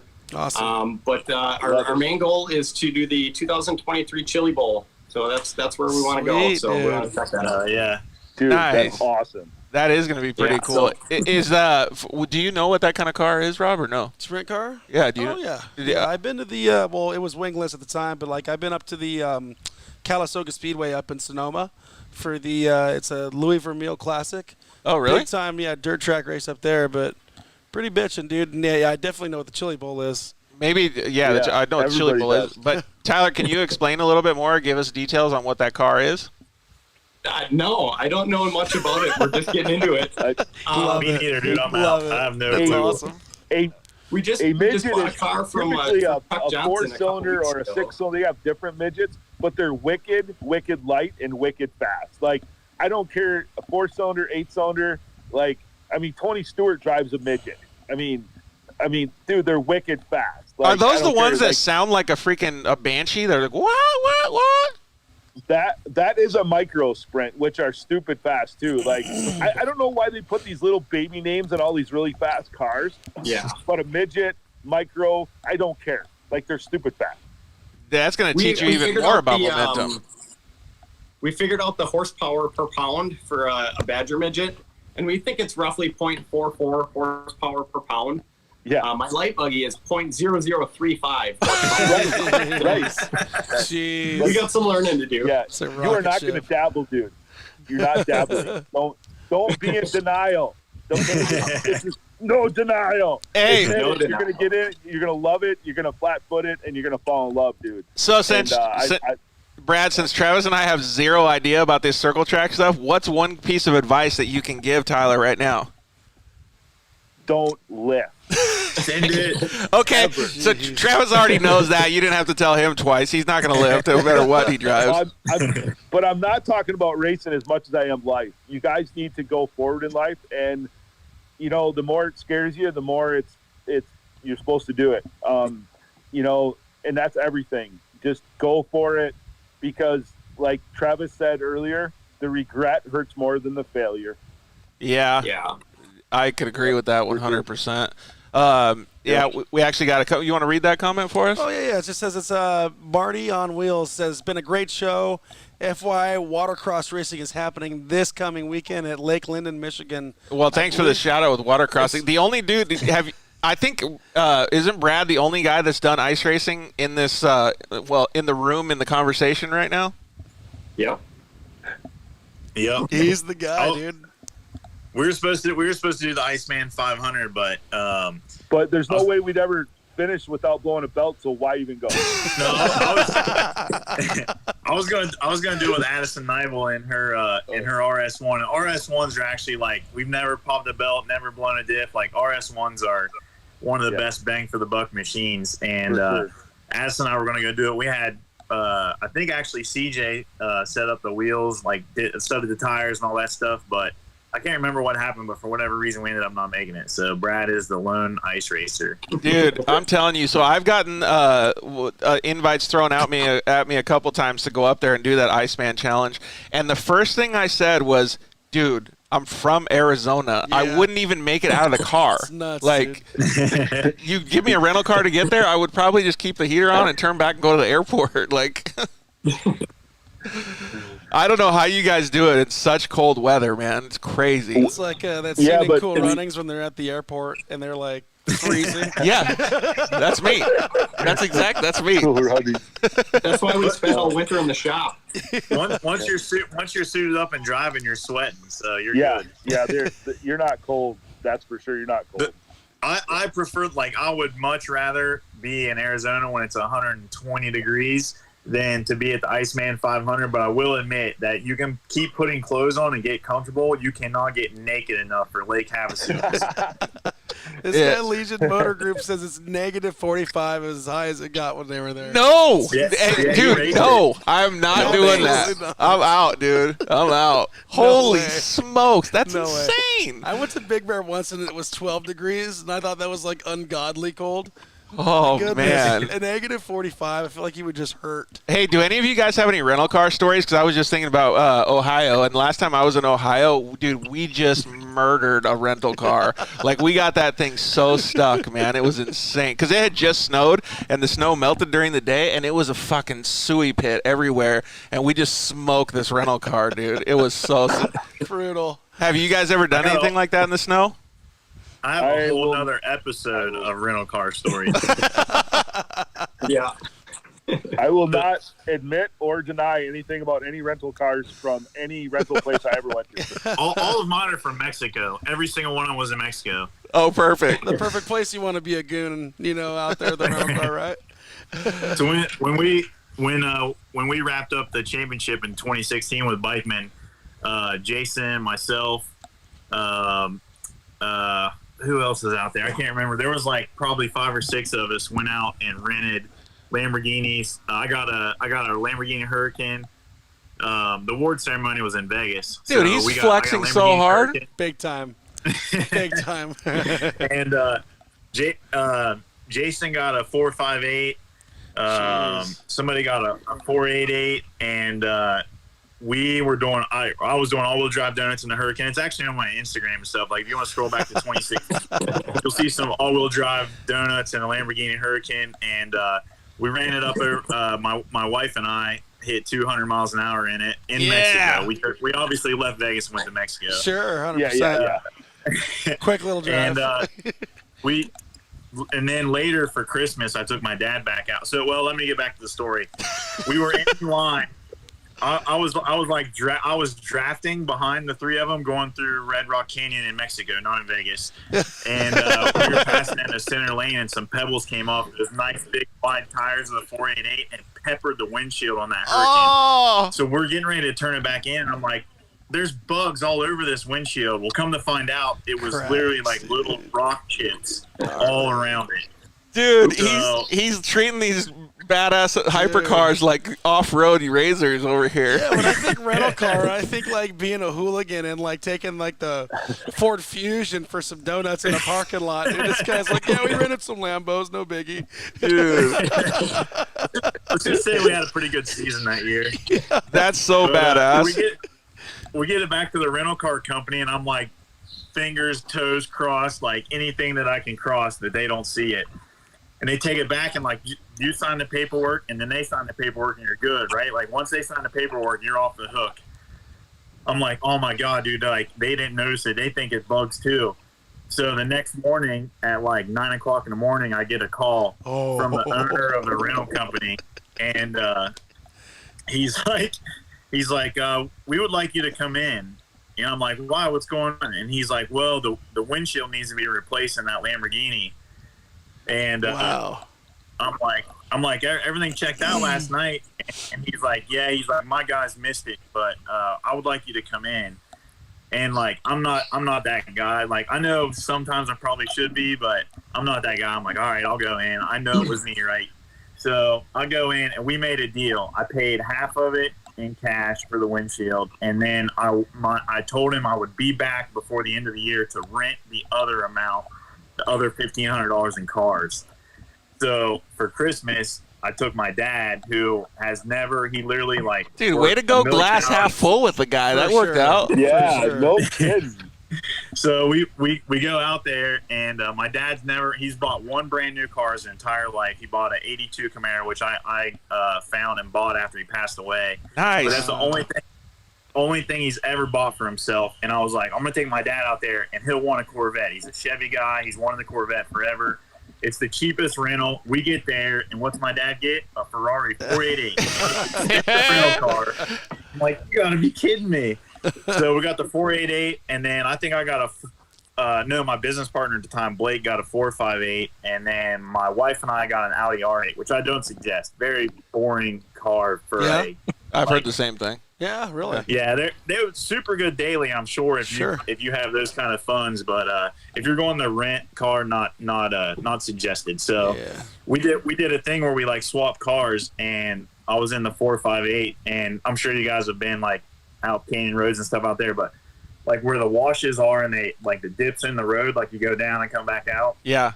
So we launched the 458 out of some of those. Like we probably jumped on a 15 or 20 feet in the 458, and yeah, we got pretty rowdy in those things. And then that guy must hate him so much. The rental car guy must just be brutal. So when I come back now, I don't get a signed release form for a week. Like, no joke. I drop the cars off, I sign my end, and then like on their end, I usually don't get them for like 7 days. Like they do thorough inspections now. Yeah, right. It's ridiculous. Yeah, but Drew and I went back out another time. So this was what's the first desert race? Vegas to Reno or the Mint? Which one's Mint. like the Mint? Okay. It used to be the Mint, but this year it's switched. Does it say this year it's different? Okay. So the following year, Jimmy from Bikeman, my buddy Mark, who I actually met on this trip, went out to the Mint 400, and Jimmy and I talked Mark in a renting car. So Drew and I rented a Corvette, and we actually got video. It's probably on my Instagram too, of us jumping the Corvette, and we blew the fender wells out of the back of the car. Holy shit! Jeez. So there's just fender wells hanging out of the back of this literally brand new Corvette. I think it had like 27 miles on it. Jeez. That's perfect. And, perfect timing. Break it in. Yeah. Yeah. I mean, Yeah.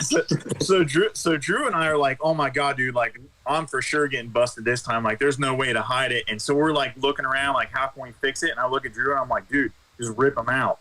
So we rip the fender wells out, and it looks like a brand new car. Yeah, perfect. So we just Bitchin'. yeah, and we took it back, and I mean it took a while to get the release form, but they sent me the release form like good to go. Yes. That's awesome. Well played. And like Well Drew's videoing it, and like you see me jump the Corvette, and then he turns around, and there's like a cross where like someone had died there, like probably driving too fast or doing something too rowdy. Driving a rental car over Good thing there, he's got a too spotter though. That's good. for sure. Yeah, we had a spot. We actually, like, I know it does sound crazy, but we found a dead end road that we go to every single time, and we buzz out the road and make sure like no one's on it, no one's camping, or anything like that. Right. And then we go back to the end, and we only race towards the dead end. So there's no way anybody can get on that road. So like, even though it does sound crazy, we try to have a little bit of common sense about it.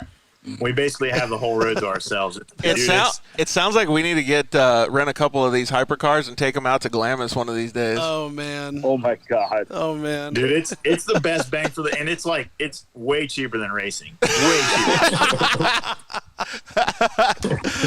Oh, that's perfect. So instead of going to the races, we just spend our money on the weekends doing this. Sure, you bet. Hotel rooms in Vegas are like $50, and I think the most expensive rental car is like $800 for 4 hours. That's the most expensive one. So Brad, you can get them for like $300 for 4 hours. Brad, it sounds like hanging out with this dude might be a good time on the weekends. It definitely is. There's no doubt. I hung out with him a lot. It's like I said, because of what the lawyers make me sign, I'm not allowed to say anything about it. You know what the most fucked up part about this whole thing is, since we're talking about addiction and cigarette, he's never had a sip of alcohol. Yeah. That's fucking crazy, wild, man. Dude, all this crazy stuff, dude. Hey, I would be dead if I did. Right? All right. Hey, so let's get back to what Tyler's got going on this weekend. So you got those 2 races. You're going to be pretty busy all weekend. You got a pretty good crew chief and teammate, or whatever you want to call it, with Matt going out and helping you. Yep. Yeah, we got a couple of really good crew guys. My dad runs the radios up in the spotters tower for me. So we got my light buggy, 1600 car, and then we got the pro buggy of JD Coran, which we actually just switched over to liquid molly on that thing. So we only ran it a couple weekends so far, but working good. It. There you go. But, yeah. Honestly, send that stuff send that in a Blackstone and stuff, dude, and DM us. I run the social media account. I always love getting that kind of information and data. Heck yeah. Awesome. We could do that. Yeah. Yeah. But yeah, other than that, we just stay busy. We're in the pits all the time. You know, if any fans are always walking around, more than welcome to stop by, check out our cars. We always like when kids stop by. We always throw them in the seat and let them check it out and stuff. So that's cool. That's so cool. Yeah. That's like one of the best. Get your picture taken in a race car if you're 9 years old, man. How stoked are you? And what that does for a kid, dude, it like is world changing, and it's I mean, how many of us? And you get a lifelong fan. Exactly. How many of us have had that awesome experience where it's just like out of this world, just totally gets you juiced on it. Hey, to be honest with you, dude, I'm already a middle-aged man, and I would love to go sit in like LeDuc's Pro 4 and just take a picture. Yeah. Just hey, Kyle, let me get in that thing and just take a picture real quick, buddy. I'd drool on it at the parade at Fall Crane every time while he's not looking. Yeah, exactly. Hey, look, check that out over there. And you're just like sitting there, like looking in the side. They start pretty easy, so just a couple buttons. Oh, there you go. Hey, where's he going? Don't tell the rental car trasher guy. He'll just get in there and take that 4 out. Did you say your dad spots for you, Tyler? Yeah. That's awesome, dude. That's so cool. Yeah, we got him trained pretty good. You got him trained pretty good. All that up, man. Soak all that up. I raced with my dad from 4 years old up until I graduated high school, and he quit racing with me, and I lost him in April. And dude, I would do anything to get that time back. So soak it all up, dude. It's the greatest memories I have. Dude, I couldn't agree with it more. Well, yeah, so that's pretty awesome that you got all that stuff going on, Tyler. And I appreciate you coming on the show and kind of filling us in. Thanks for Matt for hooking it up. And man, we couldn't wish you more luck on your new ventures, dude. Going in circle track racing, it's going to be pretty awesome to see you out there. You'll have to keep us updated on social media. Yeah, definitely. We got a lot of friends that want to come check it out, and so we'll be posting a little bit more on social media than we have the last year or two. Unfortunately, I didn't race last year, other than Fall Crane, and I had to come out for that. Yeah. But we took the year off last year, so it took us a little bit this year to get back in the swing of things. But next year, we're gonna jump into that midget, and we're not gonna dabble in it like Brad said. No, there's no such thing. Yeah, there's no such thing. Well, we actually tagged Tyler in a couple stories, so you guys can go check out his social media. But what is it if people want to actually type out your social media? It's Tyler Tizzle Wiens on Instagram, and just Wiens Motorsports on Facebook. That's all I got right now. Yeah, man. Well, you did a fantastic job in this interview, and good luck this weekend, and obviously next year too, buddy. I really appreciate you joining us. Good luck, thanks. man. It's good talk, guys. Yeah, man, you See you, too. Best of Tyler. luck this year. You as well. Later, buddy. Yeah, so that was awesome to have Tyler join us too, Yeah, man. dude, he's So, rad. Great, all right. great group of dudes, man. That was such a great. My banter. stomach hurts because I've been laughing Dude, so yeah, hard. It was awesome. It was And I great. don't even want to have an episode with the rental car stories Oh, because I'm man. going to start crying, I'm dude. sworn to secrecy on the ones from hanging out with our Trans Am team and stuff. I couldn't. Oh, you're not allowed to tell? I couldn't. not even if it happened in Mexico. You guys did like the pinky swear? Yeah, the blood oath. My wife was texting me more rental car stories while we were talking. Oh, no, I got dude. my phone. We can't keep talking about them, dude. Like you said, it will have to be a whole episode or something. You know what we'll do? Yeah. Because it actually is kind of industry insider, like a little bit. We have industry insider Instagram lives on Thursdays. Let's do that instead. All right, we can do that. Perfect. All right, so let's kind of go back and wind down the story a little bit, if you don't mind, Brad. So you were obviously racing UTVs, having a good time. You raced a pro light, and what's going on like nowadays? You're really trying to promote this racing to recovery, and how much you see Travis, all that good stuff. You know, I haven't really seen anybody in the racing world much in the last couple of years. I mean, didn't race at all in 2020. Didn't race at all this year, but race team's been calling me, and I have a girlfriend now who's a professional. She was a retired professional welder. She switched jobs, so she's not welding anymore. We started to build a trail buggy, and it's pretty crazy, man. It's awesome. I think Travis has seen some pictures on Facebook and some stuff, but it's a 3-seater. It's stretched out a little bit because I don't like a 4-seater, and me and her are building it. And then she went and decided to buy a house like a mile away from my shop. So now she's doing house things, and the buggy's not getting finished. So I'm kind of bumming. But you know, with life, it puts people in your life for a reason, I think. You know, and she's this badass chick who's smoking hot, who actually thinks I'm okay. So it's so obviously she has some kind of an issue, you know. When you guys are sitting there at dinner and you're beautiful. saying the prayers, my smoking hot wife, my smoking hot girlfriend, Thank you, 6 pounds, 7 ounce baby Jesus. Yeah. right. Mountain Dew. You know, and so my life has taken kind of a turn. You know, I'm not racing. I had to sell all of my racing stuff to get out of this thing that COVID had a lot to do with. You know, when we were racing the pro light the first year, we did okay. Like, there were days we were leading, there were days, you know, and we didn't have the budget. I had some really huge sponsors that were going to come on board. You know, we're talking life-changing amounts of sponsorship and huge relationships, and COVID hit, and I lost it all. Yeah. So we couldn't go racing. You know, so I'm still continue to help people. We couldn't do speaking events. I do speaking events at high schools and colleges and junior highs and grade schools about addiction, about what it does, and how not to hate your parents because they have an addiction, but you can hate addiction. You know, you can hate the fact that they have a disease, you know, and that all ended. And I had to kind of start over. So we are trying to get back on our feet here. And I do want to go racing. I'm going to go racing. I don't know if it's going to be a sprint car or a modified or back to off-road racing. I don't know when, but it's going to happen. And we acquired a semi and a trailer to put on the road to make money, and it's going to be called Sobriety Express LLC. Awesome. Oh, that's cool. Yeah, like it's paid for. It's sitting. It's at a shop right now getting DOT'd. We're looking for a company to lease onto. We're going to flatbed. I'm going to do it on the weekends. We're going to find somebody who wants to run one load a month or whatever, some retired guy. Any money that truck makes will 100% go to helping people in recovery. Dude, that's so cool. Yeah, Frank Zavala said, support it. Like, that's such a cool thing, man. Thanks for chiming in too, Frank. Really appreciate it.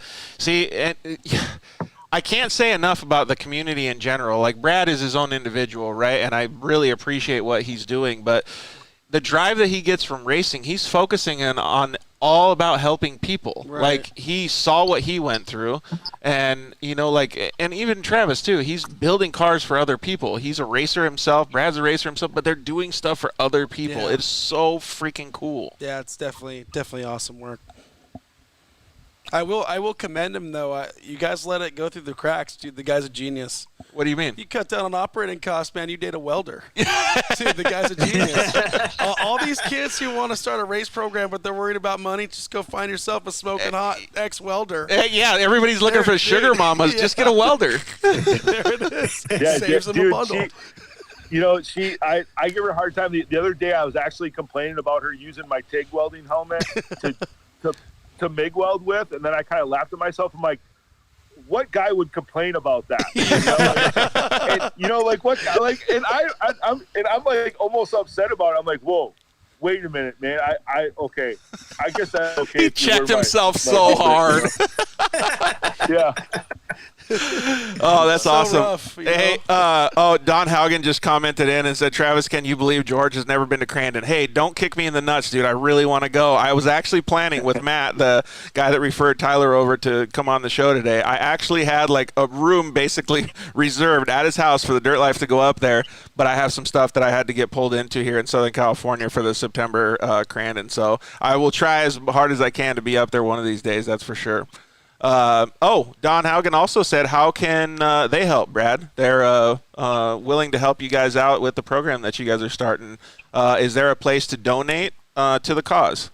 There is. You can go to Patreon /racing.com, and I have an account set up there. You can definitely help out. But to be honest with you, you know what helps the most? Just letting people know my story. That helps most, because when they hear that I struggle with addiction in a childhood that wasn't perfect, not that any of us do have a perfect childhood, but that I overcame it. Right. To share my story with other people means more than any amount of sponsorship or money can ever do, because that might inspire the next great person to do something awesome to help out tens and thousands of people. But we are looking for dedicated routes for the semi, so anybody who needs some loads hauled, let us know. Yeah, that's actually good. So there is 3 things that you can do. You can obviously donate to the cause with just some sort of monetary donation, but you can also donate resources, like if you know somebody who needs something hauled and the semi's going that way. And clearly Don, and you probably know who they are, Brad and Travis does too. Like, they're a fantastic family all together. So they do spread the word and spread the love as far as racing goes. They're a massive racing family, and we love that they're here to support you guys in the program as well. Appreciate it. All right. Yeah, that's one of the nicest racing families you'll come across. There's no doubt. So a couple other things that I wanted to talk about before we Val didn't seem like he had very good internet connection and wasn't able to join us. I would like to see if we can get some of your guys' opinion. I have 3 coil packs here, or coils that are from a Yamaha YXZ. I'm holding them in front of the GoPro camera here on Instagram. You may not be able to see them that well, but these things were super, super good for our YXZ racing program. And maybe let's let Travis explain it a little bit here. What do these coil packs do when you put them in your vehicle? So I ran them in the RS1, and I actually ran – my 2018 season was pretty well funded by Energycoil, and we did a lot of testing. And so Val called me up. I'm going to make a short story long, like I'm good at. But Val called me up, and they were basically – I later found out he was interviewing me to build a car for Ben Knight to race Champ in 2018. Well, that was when Lucas took over and all the pro mod rules got crazy there for a little while. And we basically built a chassis, and then it sat, nothing done to it. And Ben's like, what should we do? And I'm like, well, we can build an RS1 for pretty cheap and then wait and see what happens with the pro mod class. So we built this RS1, and then Ben's like, you know what? I think it'd be better if you drive it. I'm like, all right, sweet, dude. The guy that goes full wood and rental cars, everything. No. Yeah, I don't know if you've seen his record yet. So I said, I'm all on board. Like, I'll drive the car, but I will tell you, I will not sell a product to my customers or promote a product that I do not believe in. So until I use these and I see the proof in the pudding, you won't see them on my website. I will not be fake. Right. Push them on social media. Like, that's just not me, because as soon as I do one bad product, then no one's going to believe in these other companies that have been behind me since the start of my career. Fact. Yep. And and they were like, perfect. Like, that's exactly what we want. So we go, my grandpa passed away, so I missed round 1. And I didn't get a chance to drive the car before it had the coils and all that stuff on it. Well, at the time, we were also testing different batteries that eventually evolved into the Energycoil competition battery now that has the plug to do direct switch power to those coils. Yep. Well, the very first variation of it, I forgot to tell them that we were running a different power steering unit that required more power from the battery, and it wasn't sized correctly to our car, so we had an electrical issue. So basically, to figure this out, we took the whole car back to stock. So we took the coils out, we took the tune out, like everything went back to stock. The whole car, performance-wise, was stock, and we started adding stuff back one at a time, and eventually we found out it was the battery, so we doubled up the batteries. That solved our issue, but what I did find out by putting everything back in one at a time, we did the ECU, and I was like, man, this thing doesn't feel that fast. Like, even with the tune in it, it just doesn't feel that good. Then we put the coils on with the coil pack, or with the direct switch power, and I went out on the track, and I came back in, I looked at Ben, and I said, you have a salesman. Like, the stuff is going on the website.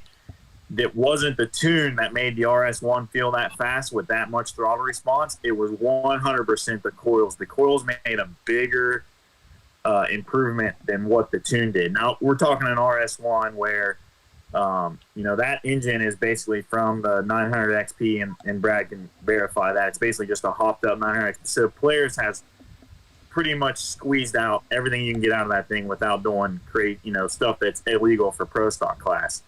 So there was a bigger gain from the coils than a tune on a stock, completely pro stock legal RS1. It was insane. I could not believe it, and like I've been a believer since. Yeah. So and go ahead, Brad. Well, the really cool thing was I was actually kind of part of that testing deal too, and when Val and Energycoil, when they eliminated the energy that the coils need, eliminating it through the harness that uses your fuel injection, that uses your pulses, that reads this, it does this. I mean, it's a very small wire. When you eliminate that and you go directly from the battery to the coil, bam, baby, you're getting full on bang. Yeah, exactly. So for a lot of people that don't understand, like in our audience that might not understand the little bit of technical stuff that these, do you understand it, Rob? Or, yeah. So that these guys are talking about, to break it down a little bit, is the way that most automobiles, or even side-by-sides nowadays, they all operate off a computer, and the computer controls what priority the certain systems on your vehicle, like power steering, injectors, the coils, all of these different things that need electrical power. It controls what priorities those are listed in, or whatever. So, like on a Polaris or a Yamaha YXZ, or most like the Can-Ams and stuff like that, if your battery starts going low and producing not enough voltage for the vehicle to operate, usually what it takes away first is the power steering. And then it'll go down the line and it'll start taking away other things, eliminating systems. And one of the things that these vehicles do is they take away a little bit of spark. So what they're talking about now is eliminating that computer being able to affect the amount of spark that goes straight to the coils. So Valve's producing coils, and then obviously batteries that directly connect straight to the actual system, so that they can't be affected by whatever the computer decides to do. Maximum power until that thing goes dead. Yeah, exactly. And the batteries are light, and especially for a lot of people don't understand how light they are for the amount of power that they put out. They dwarf any other battery of that size and weight on the market. Just the battery alone is incredible. And then when you do direct switch power to the coils, it's a game changer, especially if you're doing like that engine start. Like, it doesn't even feel like you get the key turned and the thing is lit. It's running. Yeah, it starts itself. Yeah, actually, basically. You only have to look at the key, and it starts. Just blow on What it. it feels like. It is pretty cool, though, and I can attest to Val himself as a person. Like, he's a guy that likes to be behind the scenes. He produces fantastic products and stuff, but he was part of my program starting in 2017, and since then he's been a good friend, and I just love people like that in the industry. I mean, we've talked about it all show. Like, that's the people you want on your team, and he doesn't sponsor the show or anything, but I'm happy to give him the opportunity to sell more products because I think he's already got a fantastic way of working with the industry and giving back, man. It's sweet. Well, And he brings. Yeah. Well, if you don't like his product, tell him. Yeah. You obviously hooked it up wrong. Yeah. I thought we were going to get a Ricky Bobby clip. If you don't chew big red gum. Yeah, then F you.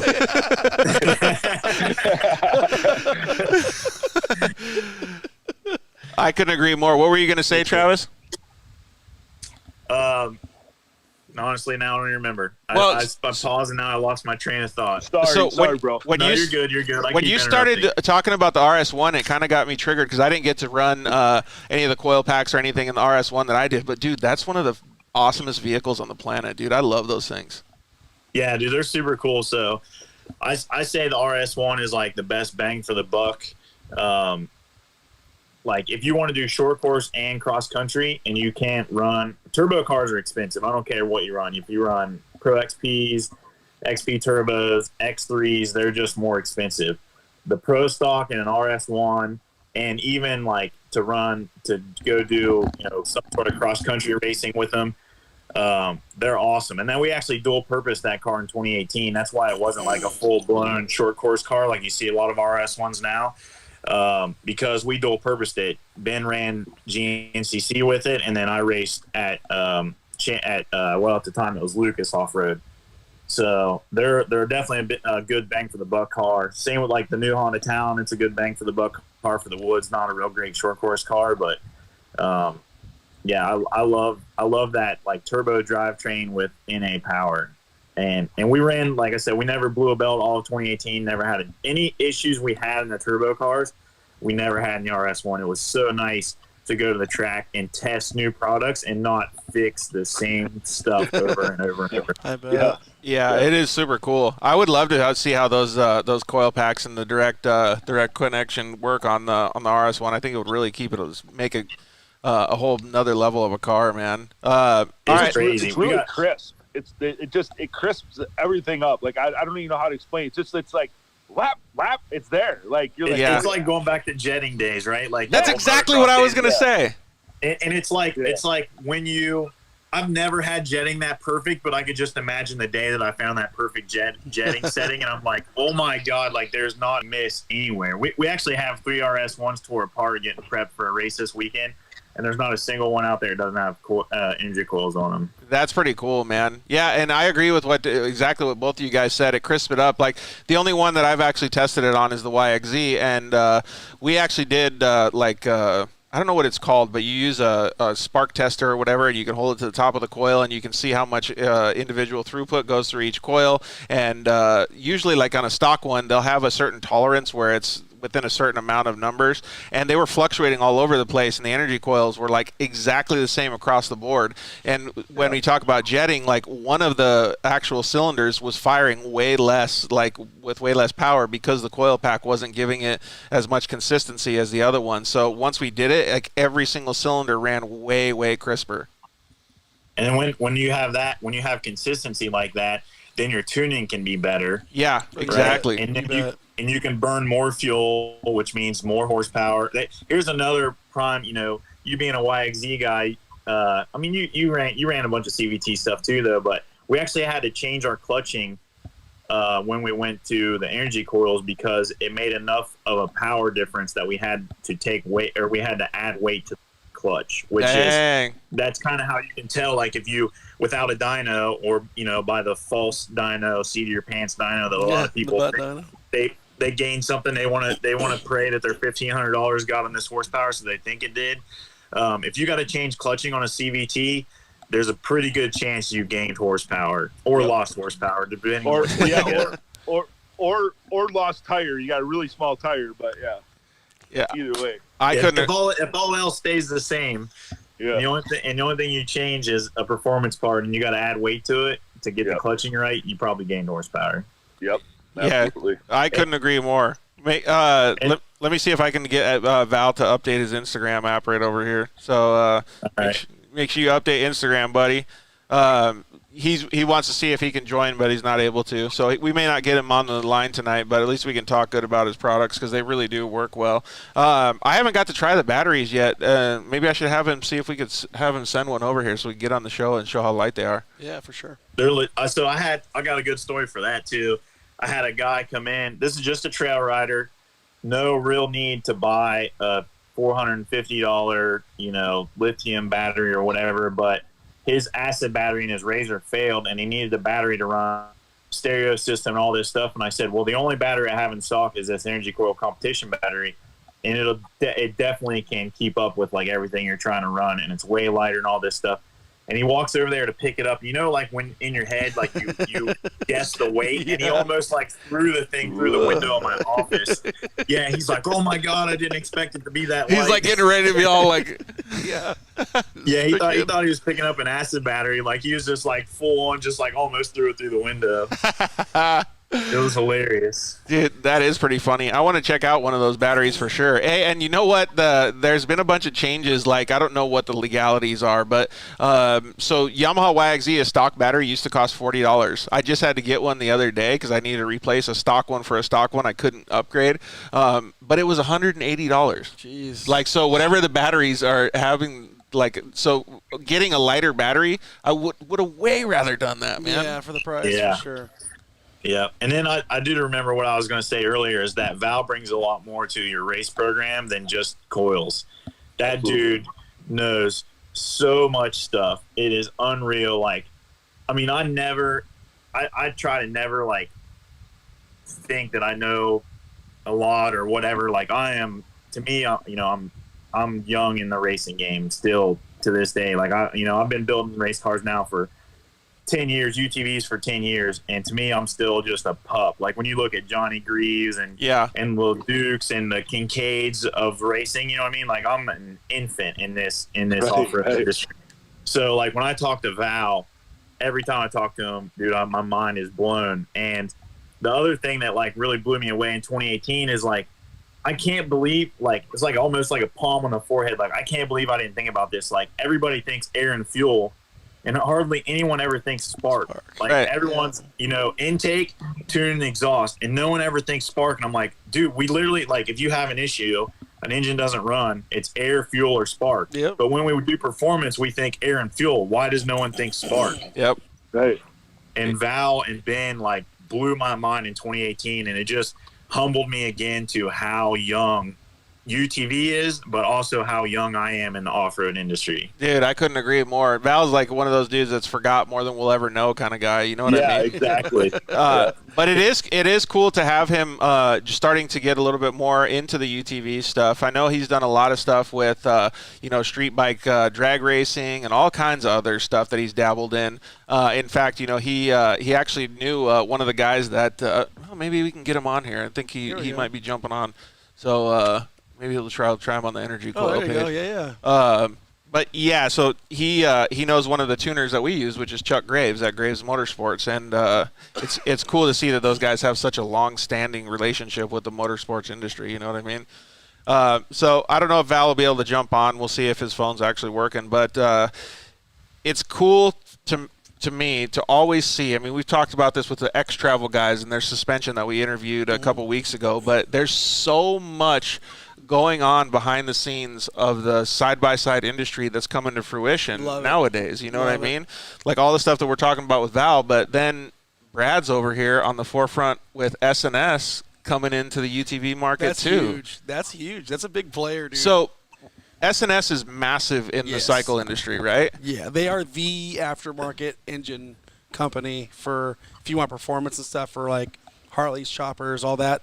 It is like it's always kind of been S&S. They were. Yeah. You watched, back when it was the craze with West Coast choppers and the guys from Orange County choppers. They were always throwing big badass S&S motors in these nasty things. So and all kinds of S&S aftermarket parts. So maybe you can tell us a little bit, Brad. We'll shift gears here since it doesn't look like Val can join us. We'll just talk about S&S and what they have going on.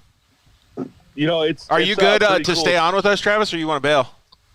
No, the wife and kid are out. I got my company phone here. She can text me if anything gets rowdy, so we're good. All right, sounds good, man. Yeah, and Casey Sims just joined us and said Val is the best. Wouldn't be where I am without him. I can attest to that. Hey, you guys want to know a funny story? Yeah. Val's the one that suggested, don't start a podcast with a desk, you idiot. Start it with a couch or chairs. Ah, that's pretty cool. Boom. Look what we got here. Boom. And the Yeah, rest there you is go. history, dude. That's awesome. Brad and I are here uncomfortable, and you guys are just chilling. Hey, we're just maxing out, I got a big bud. crease in my arm. Yeah. Get a little recliner next time. Watch. So what's going on at SNS, Brad? It's like I said, they hired me in 2018. I started February of 2019, and I left Polaris on really good terms. I stayed there for I think 3 or 4 months. Hey, I think you might have your phone on the volume again, or on the speaker again. I don't, but I must have something else going on. There you go. I can hear you, but we can hear you better now. Oh, you know what it is? It's the fan from my computer. My computer's standing right there. Hey. Yeah, That's so what's what's going on with going SNS then? Oh, so SNS hired me in 2018. I started to work here in 2019, and they had everything all set up when I started here. Like they had a dyno room, dynos, computers, data recording stuff, and I jumped in heads first and started just going at it. We got our PowerTune XDO muffler that's out right now. It's selling like crazy. Everybody loves it. And SNS is one of those companies that they're about performance. Oh, yeah. They're not going to make something just because it looks cool or because it's going to make a difference. And that's what I love about this place is everybody here is about performance. They're not going to just put a sticker on something just because their name is good. They're going to put a product that's fast and then put their sticker on it. Yeah, That's rad. I can agree with that. And so you guys have been obviously jumping into the side-by-side market a little bit so far, right? Or are you guys dabbling right now, or are you guys jumping in head first? Oh, man, they're in, unfortunately, because the COVID thing and because of the supply-demand thing going on. It's hard for us to get products done, but I'm going to flip over my phone here and just kind of I'm going to try to anyways. But this is the SNS off-road table that I have right by my office here. I mean, it's got our KRX muffler. It's got our Turbo Razor muffler. We got the Pro XP muffler. And the things are just awesome. They're just a really cool. Rad. There it is. We got all kinds of cool stuff going on. And I've been helping out the Carson Wernermont off-road team too. So Russ Wernermont, those guys, I've been helping them guys with some top secret products that I can't talk about, but I want to tell you, he won the Parker 250 and he called me personally. I'm just saying. Yeah, he actually did a really good job. We have actually a connection with Carson a little bit from RC car racing, so it's cool to see him. Hey, so it looks like we got Val on audio. Val Dick, how are you, buddy? Dude, How's it going, man? can you hear me? Val! Yeah, we got you loud and clear, Big Val. Yeah. Hey, how are you? Hey, so if anybody doesn't know that's in our audience, Val may or may not be from Canada.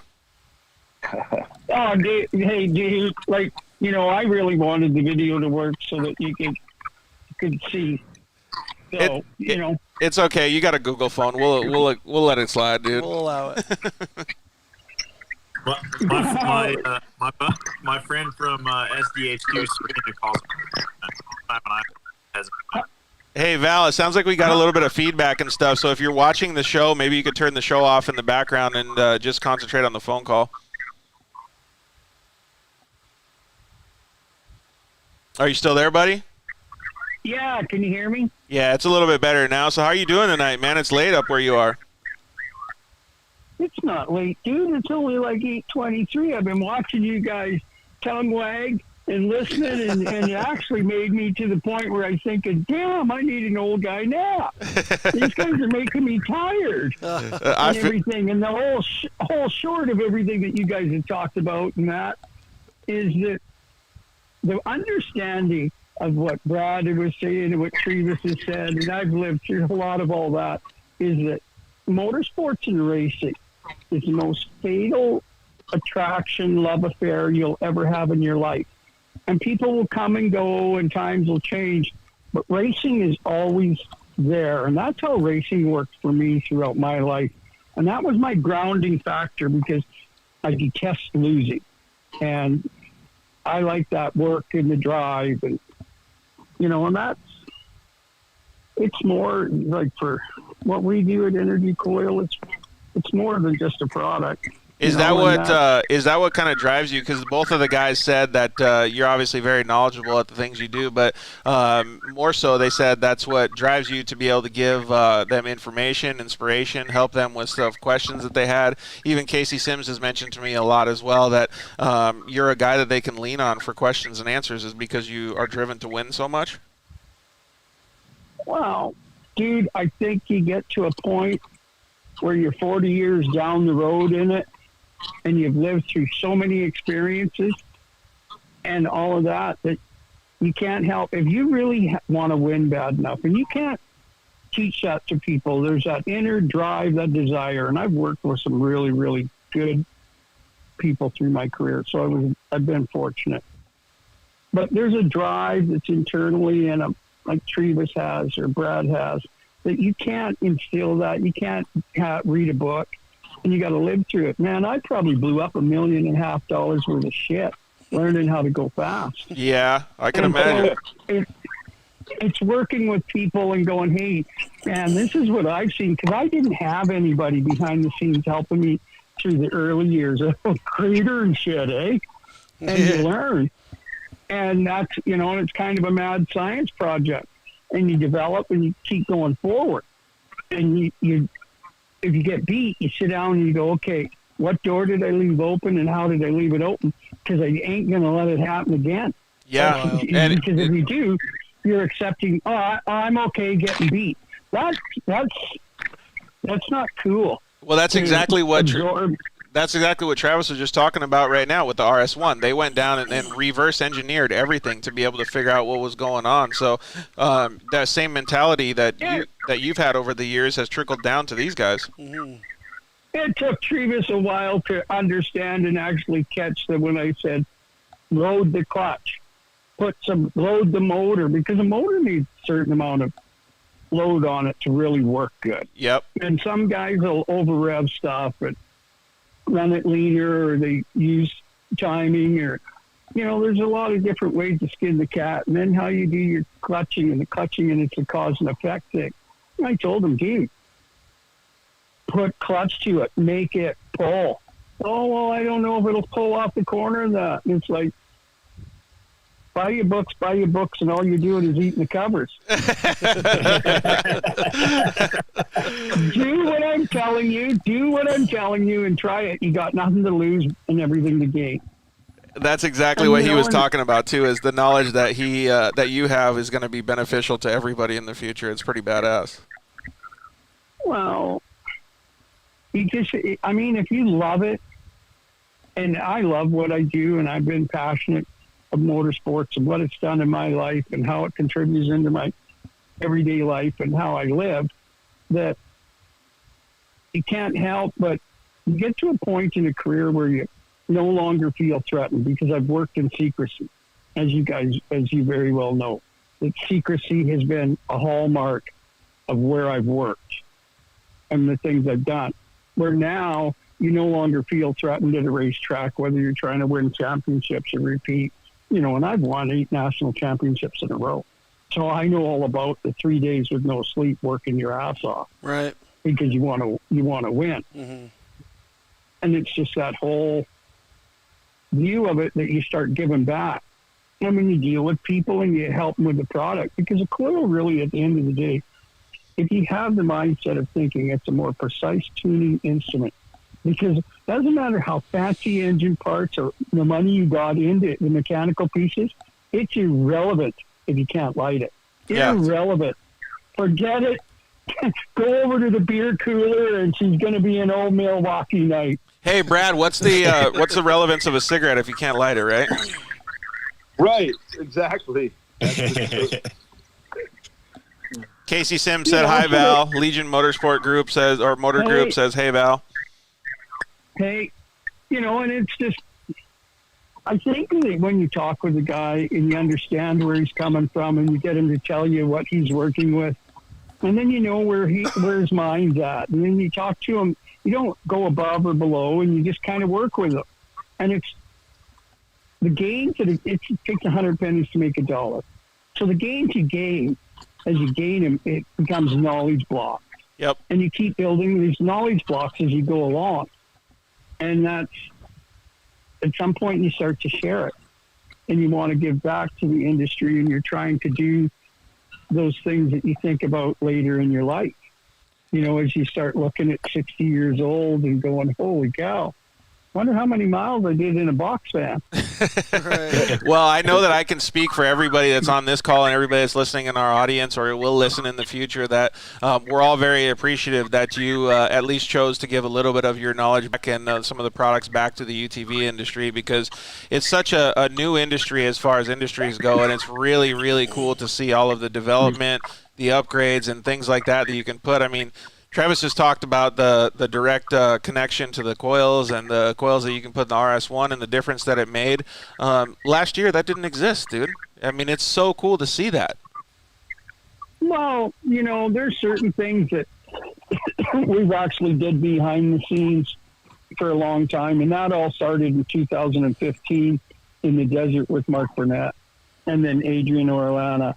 And, you know, and so by the time we got to doing stuff with Trevis, and I really like Trevis, because I do my business kind of an old boy way, my word and handshake, and how it works is I gotta like you, trust you, and then I'll do business with you, because I don't care how much money you got. Yeah, we were just talking about that, Rob. All the time. It'd be cool if more people did business that way. All the time. Yep. And if I don't want to do business with you, I don't do it. Like, it's just simple. I don't need to live. Like, I'm okay. I'm okay when so you kind of go along and you do the right things at the right times. And when you see us introduce a new product, you can guarantee that it is ran behind scenes for 1.5 to 2+ years. It isn't just stuff that crazy mad science pull out of the air and we're doing this. Right. Everything is thought out from, I first started working with data acquisition in 1992. So you start looking at data acquisition in 1992. And then over 100,000 documented dyno runs. Was data acquisition back then just a pencil and paper? Ooh. Oh, they chiseled it on a stone. Chisel it on a stone. It was a rock. It was a rock. Yeah. You're just wrong. No, and that was in the very beginning, and it came to me through Trans Am car racing, through some people that were in connection to Penske. So I started getting it, and in the mid '90s, 93, I was the first guy to put a data acquisition on a Harley. Oh, that's cool. And every time when you do a pass, the Harley shook so bad it'd make the data acquisition blank out because it just shook it stupid. So I was like, damn, I spent this money, I got this fancy box and all these sensors, it's got to work. They say, those car guys say it's going to work. This was when I was a Harley dealer. And I ended up taking it and getting 2 pieces of carbon fiber and making a dual rubber isolated table for the data acquisition control of the box to go on. And so to make sure it worked, I hooked all the sensors up and had a 13-volt power source. And I had a buddy that painted cars, and I went over and put it in his car paint shaker and ran it. Nice. Dude. And it worked. That's way to use your resources. Absolutely. That was the beginning of that. And that ultimately, because of a connection to Mark Dobeck and DynoJet, and that was the very first original DynoJet dyno. In the hardware, there was actually already provision for data acquisition. Because people weren't aware of it. Val, will you turn down your phone a little bit? Because we're getting a little bit of echo back on ourselves here. Yeah. Is that better? Probably, yeah. So Keen Racing said Race Pack was started in the 1980s. Oh, wow. I didn't know that, man.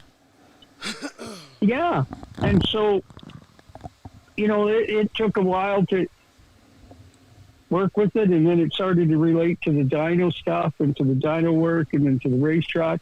Dude, if you got, like with drag racing, if you got really, really good data acquisition, got a handle on your program, and you know what it does, the cause and effect. You could be in a submarine and tune that thing on the other side of the world as long as you've seen data. Yeah, 100%.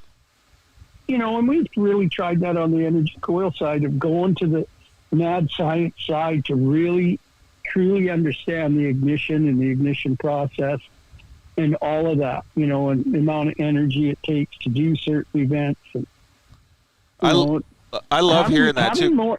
I love hearing that too, because it does two things, right? Like Rob was talking about earlier, that he likes data too. Like if to send the oils that Liquid Moly has to Blackstone to get, you know, checked and looked at, and all of that comes back and makes it so that you guys can produce a better product. And Val's doing the same for himself.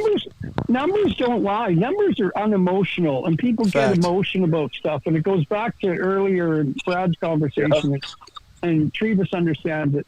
And you get the emotion involved. You always look at, when you start seeing emotion and become involved, you stop and you drop the E off of emotion and you go through the motion. And you turn it off and you keep going, marching forward. Yeah, I can agree with that. This man is a vault of like critical information. Absolutely. He is. Data and numbers don't lie, so numbers will help you solve any kind of issue. And then the numbers, when you start relating your data acquisition to your tuning and to your tuning maps and everything, you actually get to the point where the numerical sequence, you can build numerical shapes, three-dimensional shapes in your mind, as wild as that sounds. But you do it long enough and you create that thinking. And it's, this whole Energycoil has been about a pursuit of the unknown. Because if you're going to be a pioneer, you're going to get a couple arrows in the ass. Absolutely. Put that on the wall next to his quote, dude. That's awesome. Yep. trying to do the things that we do and be a steady horse, and just, you know, everything goes through my hands. Every single coil, everything. Because, you know, I'm old school, and it's like this. Either your stuff works or it doesn't. Yeah. And a lot of times, you know, with what we've seen on the UTV side, is it's in setup. You know, one thing that's overlooked is spark plug gap. Next thing overlooked is the battery. And that's crucial, you know, and that really led to why would you have a 32, like in the early 900s and the thousands, they had a 32 amp voltage regulator, but Stator had the ability to put out 38 amps.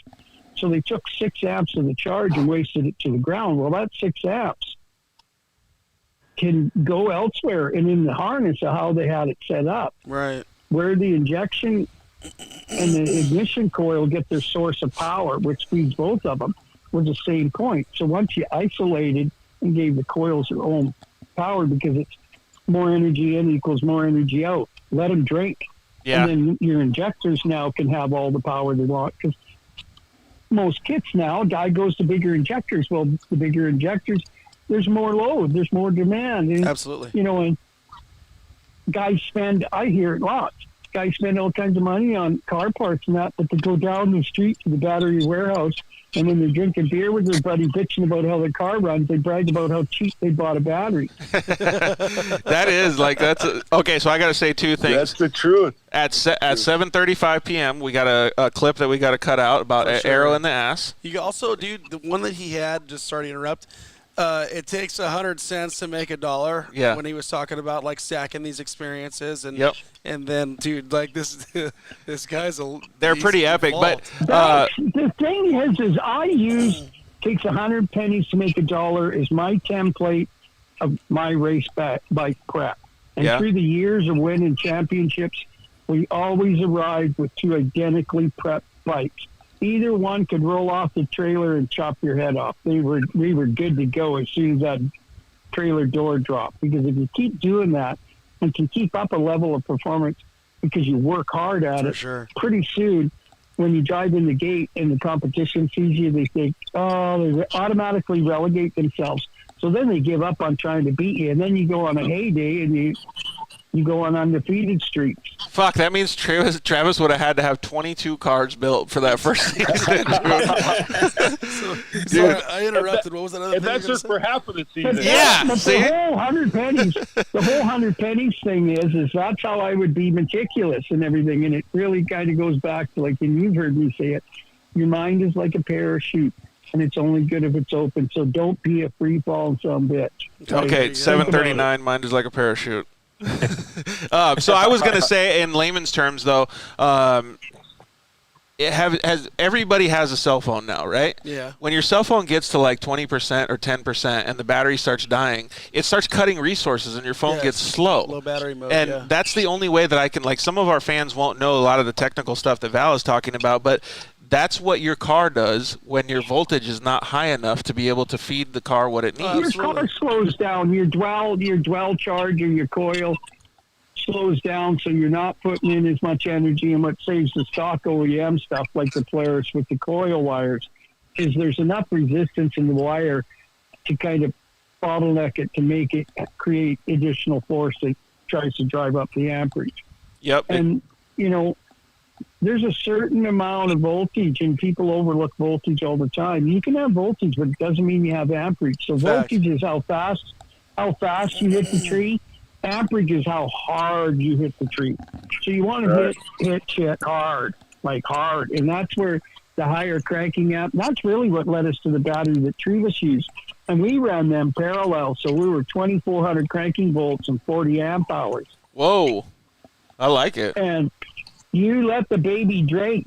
And, you know, that's the exact same combination that Adrian Orlando runs in his Baja car, and the same on the full spectrum side that builds the batteries with it. Mark Burnett runs that dual package in his Baja cars, the monster cars. Yeah. See, So this is, you know, people see our batteries and they don't realize that we went to great lengths of testing, and Ben Knight was doing stuff with full spectrum at the time that we developed with Trevis. So Trevis was ahead of the curve of the things that we were doing, and then we played with voltage manipulation, and we did some wild shit. that's And pretty freaking Trevis cool. had that ability to always get on the phone with me and give me the input of, you know, how did it feel? Was it carrying? Where was it wanting to come out of the corner? How did it feel? Did you have to chase the engine into the corner with your foot, or could you pick it up? And just when you understand all these things, it's easier to communicate with the guy driving it. So Right. Trevis was killer that way of giving me input, and then Ben would enact the changes, or, you know, I mean, zoned in on, you know, it was a program that started in 2015, as I previously said, and it started with Mark Burnett when he was still with Polaris. And when we got to Trevis, we had a lot of things refined. And, you know, that it's like people think, oh, well, it's higher voltage in this. A coil, you can have a stock coil, you know, like let's say in a Hayabusa, a stock Hayabusa coil and an Energycoil. And one can have the ability to stock is 30,000 volts, and an Energycoil is upwards of 40,000 volts. But a coil is only going to create and develop the amount of energy it needs to ionize, jump the gap, and create the spark. Right. What changes then that voltage? So let's say you got a gap in your spark plug that takes 5,000 volts to ionize and jump.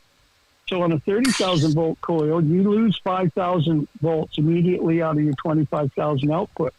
Now that 25,000 output doesn't go into just like a burst. The higher your voltage after you create the spark, the longer your spark duration is.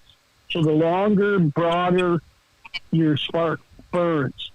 So at 10,000 RPM, a crank moves 6 degrees in 1 millisecond.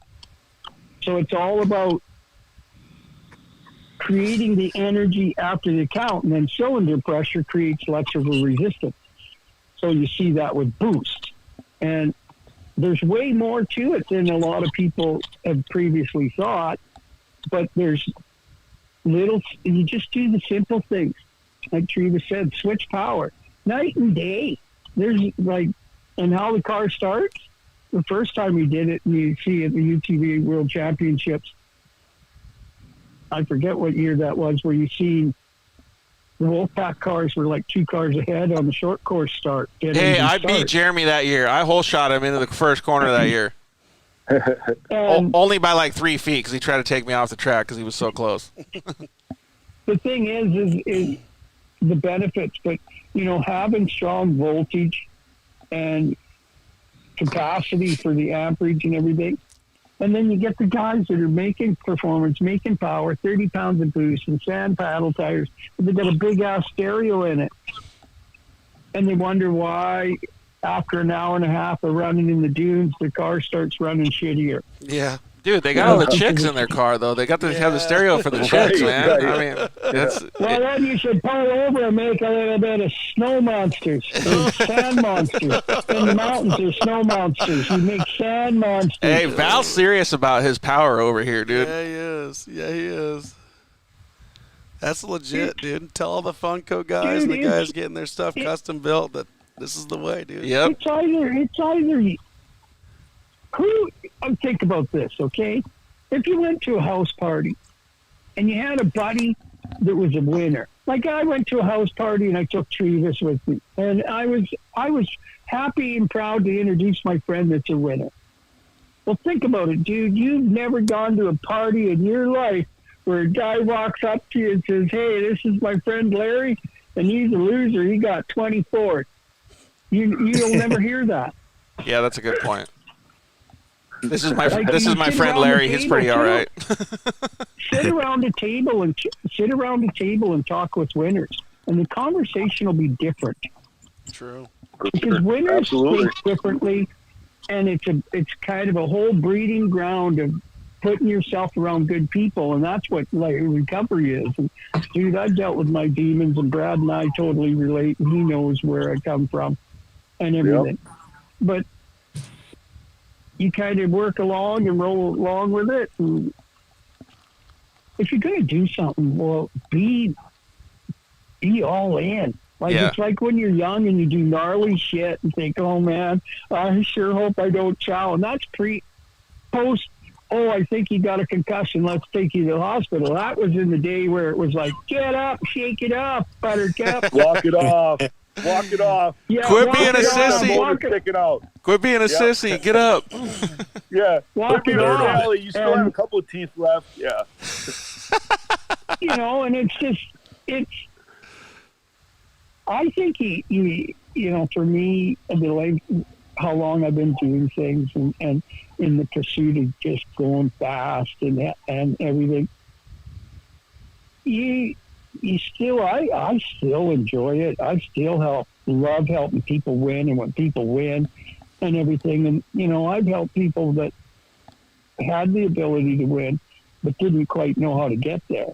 And that's where the mental aspect of winning really comes in. And winners think differently than most people, but you be a very, very grounded, humble winner.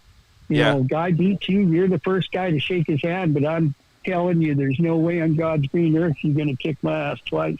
Ain't happening. Yeah. 'Cause I'm going to go There it home and is. do my homework, and I'm going to come back here, and I'm going to drag you around the parking lot. Heck yeah, dude. Yeah, that's a good And way to. That's a good way to think. That's for sure. Hey, so we only have about 10 more minutes, Val. Well, that's all right.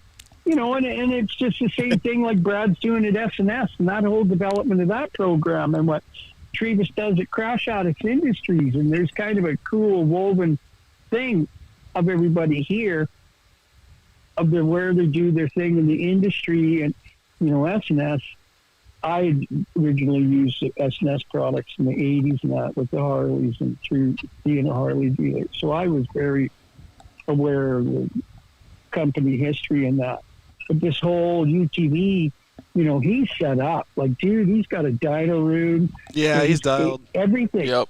Everything it was done right. Like, I think S&S in a way, under the tenure of who was previously there, but I think S&S was like a Black Ops Area 51, and people don't really know it. And there's some great, brilliant minds there in the engineering department. And they assembled a team over 5 years that's just incredible. If people really knew the story about S&S and the incredible amount of talent pool and the team and how they developed to where There's they're no doubt. positioned There's now. definitely a reason why I love working here. That's for sure. Yeah, I was going to say that Brad You wouldn't know- have wanted to work over there unless it was like and that.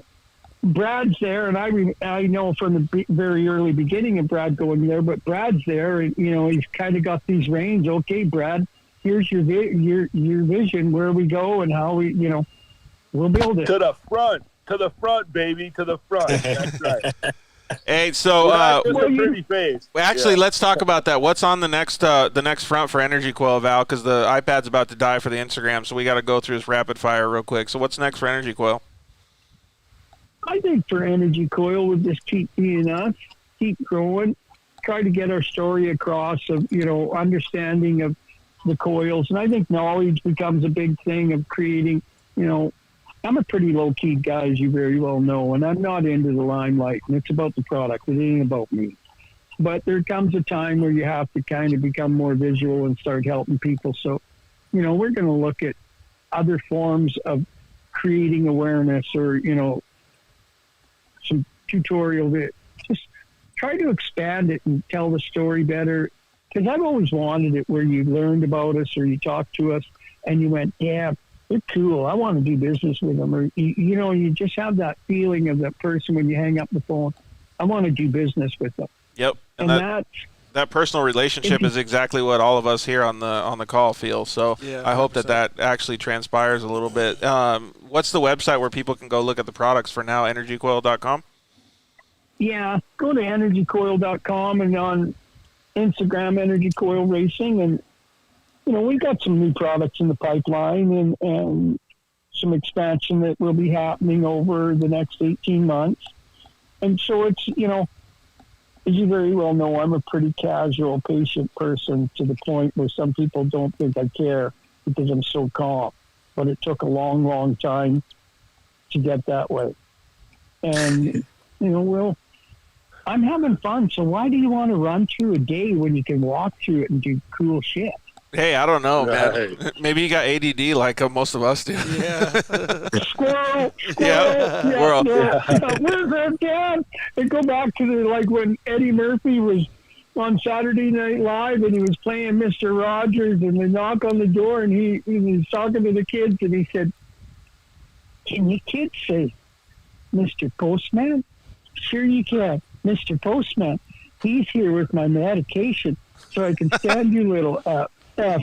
And can you say Columbia?" "Sure you can.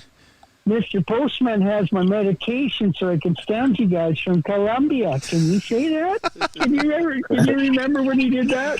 Oh, man, I think that might have been a little bit before my time, but that sounds hilarious. I got to go find it on YouTube.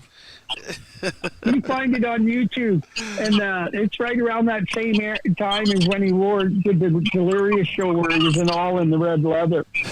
I'm going to start teasing people with that, too, next time we go get tacos. For sure. All right, Val, you want to do we got to get the video working next time because I think it'd add to the entertainment factor, as Brad and Trevas very well know. I think Canada just cut off Instagram Live. That's what we're going to blame it on. Well, you know what? They're censoring the internet now. They passed a law in the House of Commons, and it's so. I kind of want that for us. I can definitely see them censoring Val. Yeah, Hey, right. dude, think about it. Think about this. There was no fact checkers until the truth started getting told. All right, Val, you ready? We're going to do, with you, Travis, and Brad, we're going to do, why don't you get your questions out right here. We're going to do a rapid-fire Q&A. Val, how about you go first, and then we'll let Brad go, and Travis, you go last. You want me to ask a question, or you're going to ask? We're going to ask questions to you guys. The first question is, Val, Okay. hard shell soft tacos or soft shell tacos? Soft. Brad, you're next. Hard shell, baby. All right, Travis. 30-pack taco from Taco Bell, half. Oh, dang. Half and half. Jeez. Yeah. I didn't know we had that option. Look at him with the secret line. All right, what's the next one, Rob? Oh, next one's chicken or asada. Val, you go first. Chicken. All right, Brad. Chicken. Chicken. Chicken and chorizo. Oh, Oh, dude, he's jeez. throwing out the Yeah. secret lines Okay, everywhere. That's Brutal. not fair. That's not fair. Hey, You always got to I'm one just up on it. sandbagging.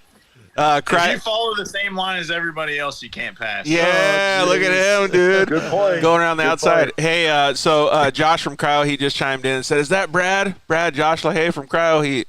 What up, Josh? What up, bro? All right, Val, dunes or the river? Dude, I like the river because if shit goes sideways, you can fly fish. Okay.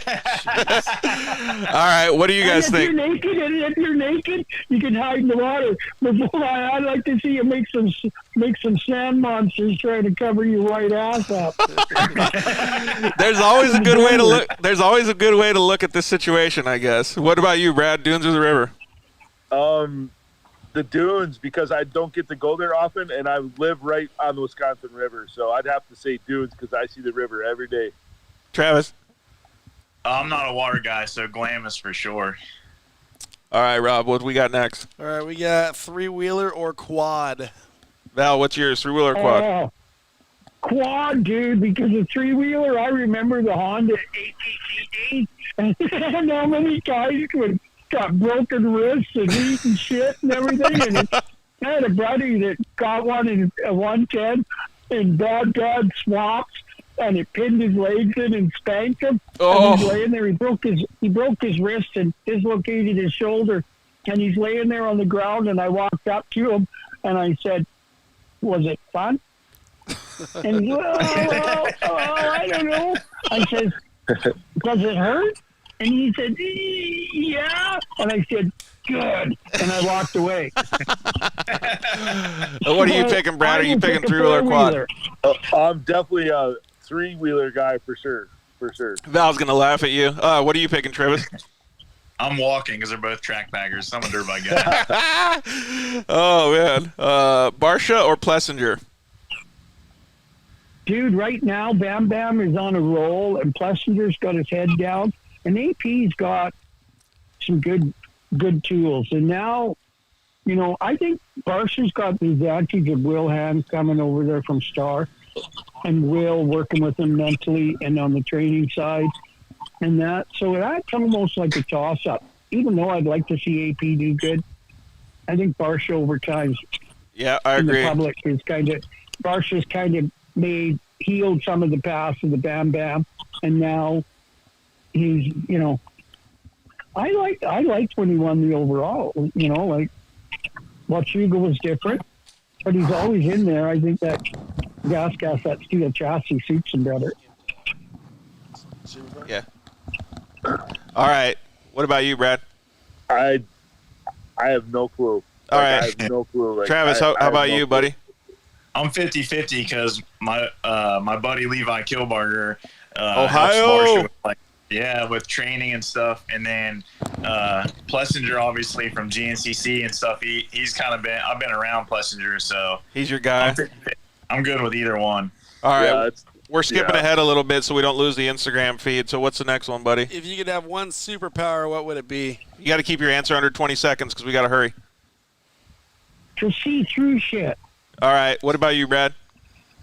To be able to help people without them asking for it. Oh, dude, there you go. All right, Travis, what about you?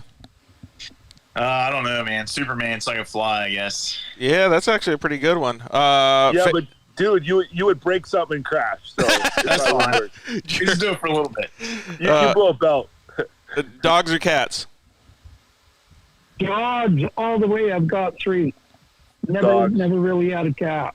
Think about it. They shit in a litter box and then they walk on your furniture or they walk on stuff. Like, really? All right. Pass me one of them cinnamon buns.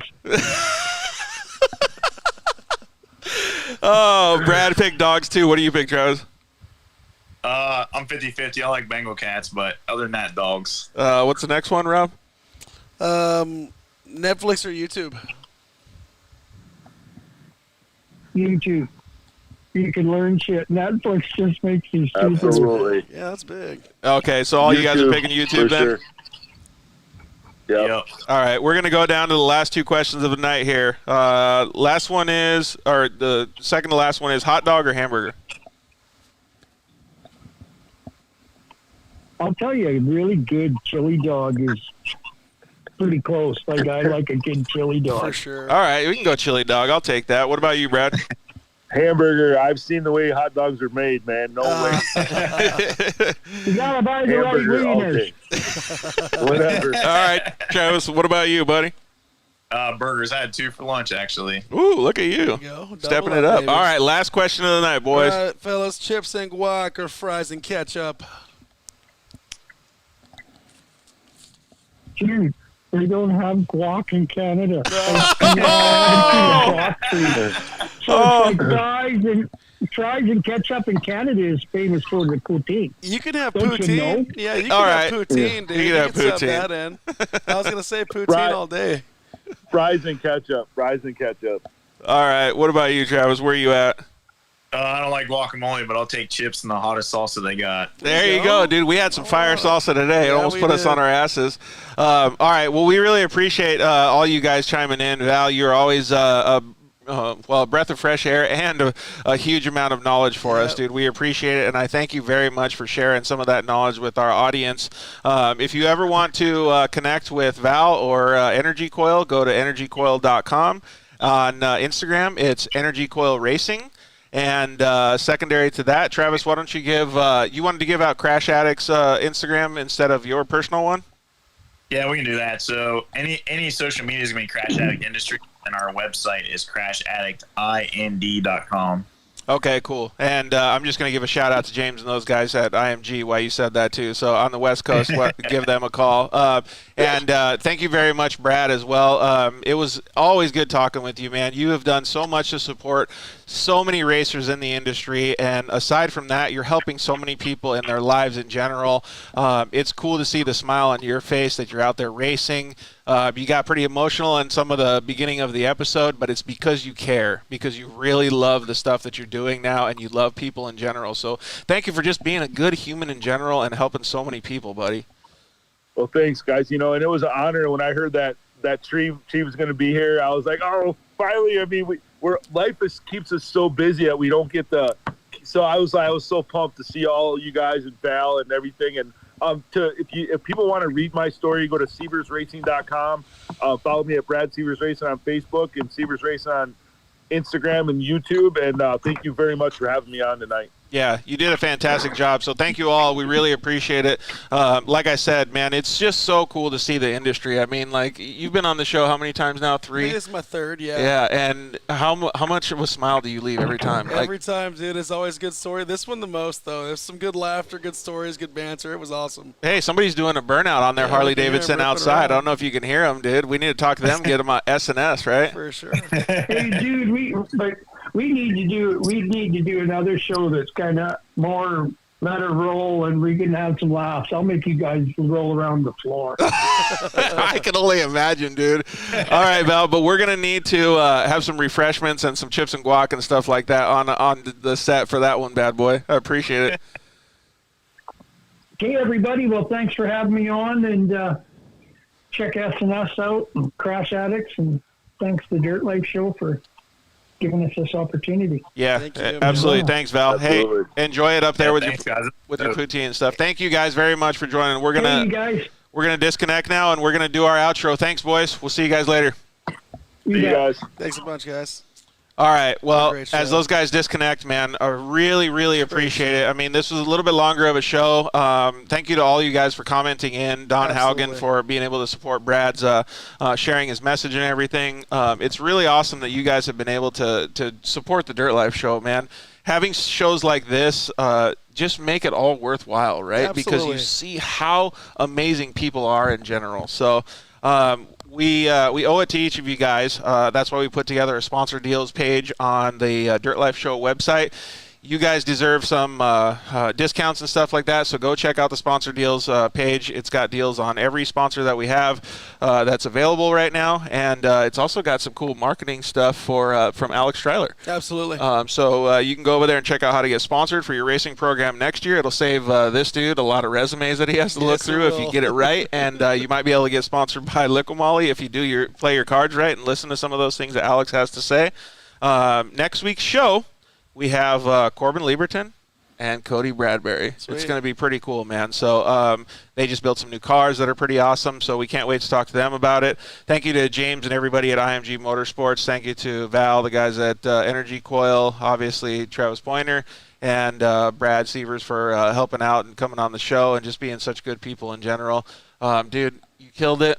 Oh, thanks a bunch, Thank man. you so much, I really Robert. appreciate you having me on, dude. It's great to be able to get here and cut loose with you and hang out and just, meet awesome new people and interact with people watching. Thank you guys for all the comments. We love seeing you guys interact with us and engage. It also lets us know that what we're doing is good, is when you guys are engaging with us, asking questions, and really just, becoming part of the conversation. We love that about you guys watching and chiming in. I couldn't have said it better. Maybe I should turn the keys over to you and just have you operate the show. Oh, and tacos, too. Tacos, dude, all day. All right. Well, thank you guys very much. We really appreciate it. Like I said, thanks to James and all the guys at IMG for letting us use the shop. These guys have been super busy with all the rain and everything, so we really appreciate it. Like I said, next week we got an awesome show. Tune in on Thursday for Industry Insider. Who knows who our guest will be this week. It'll be a surprise. But we love you guys. Good night. Thanks for listening to The Dirt Life Show.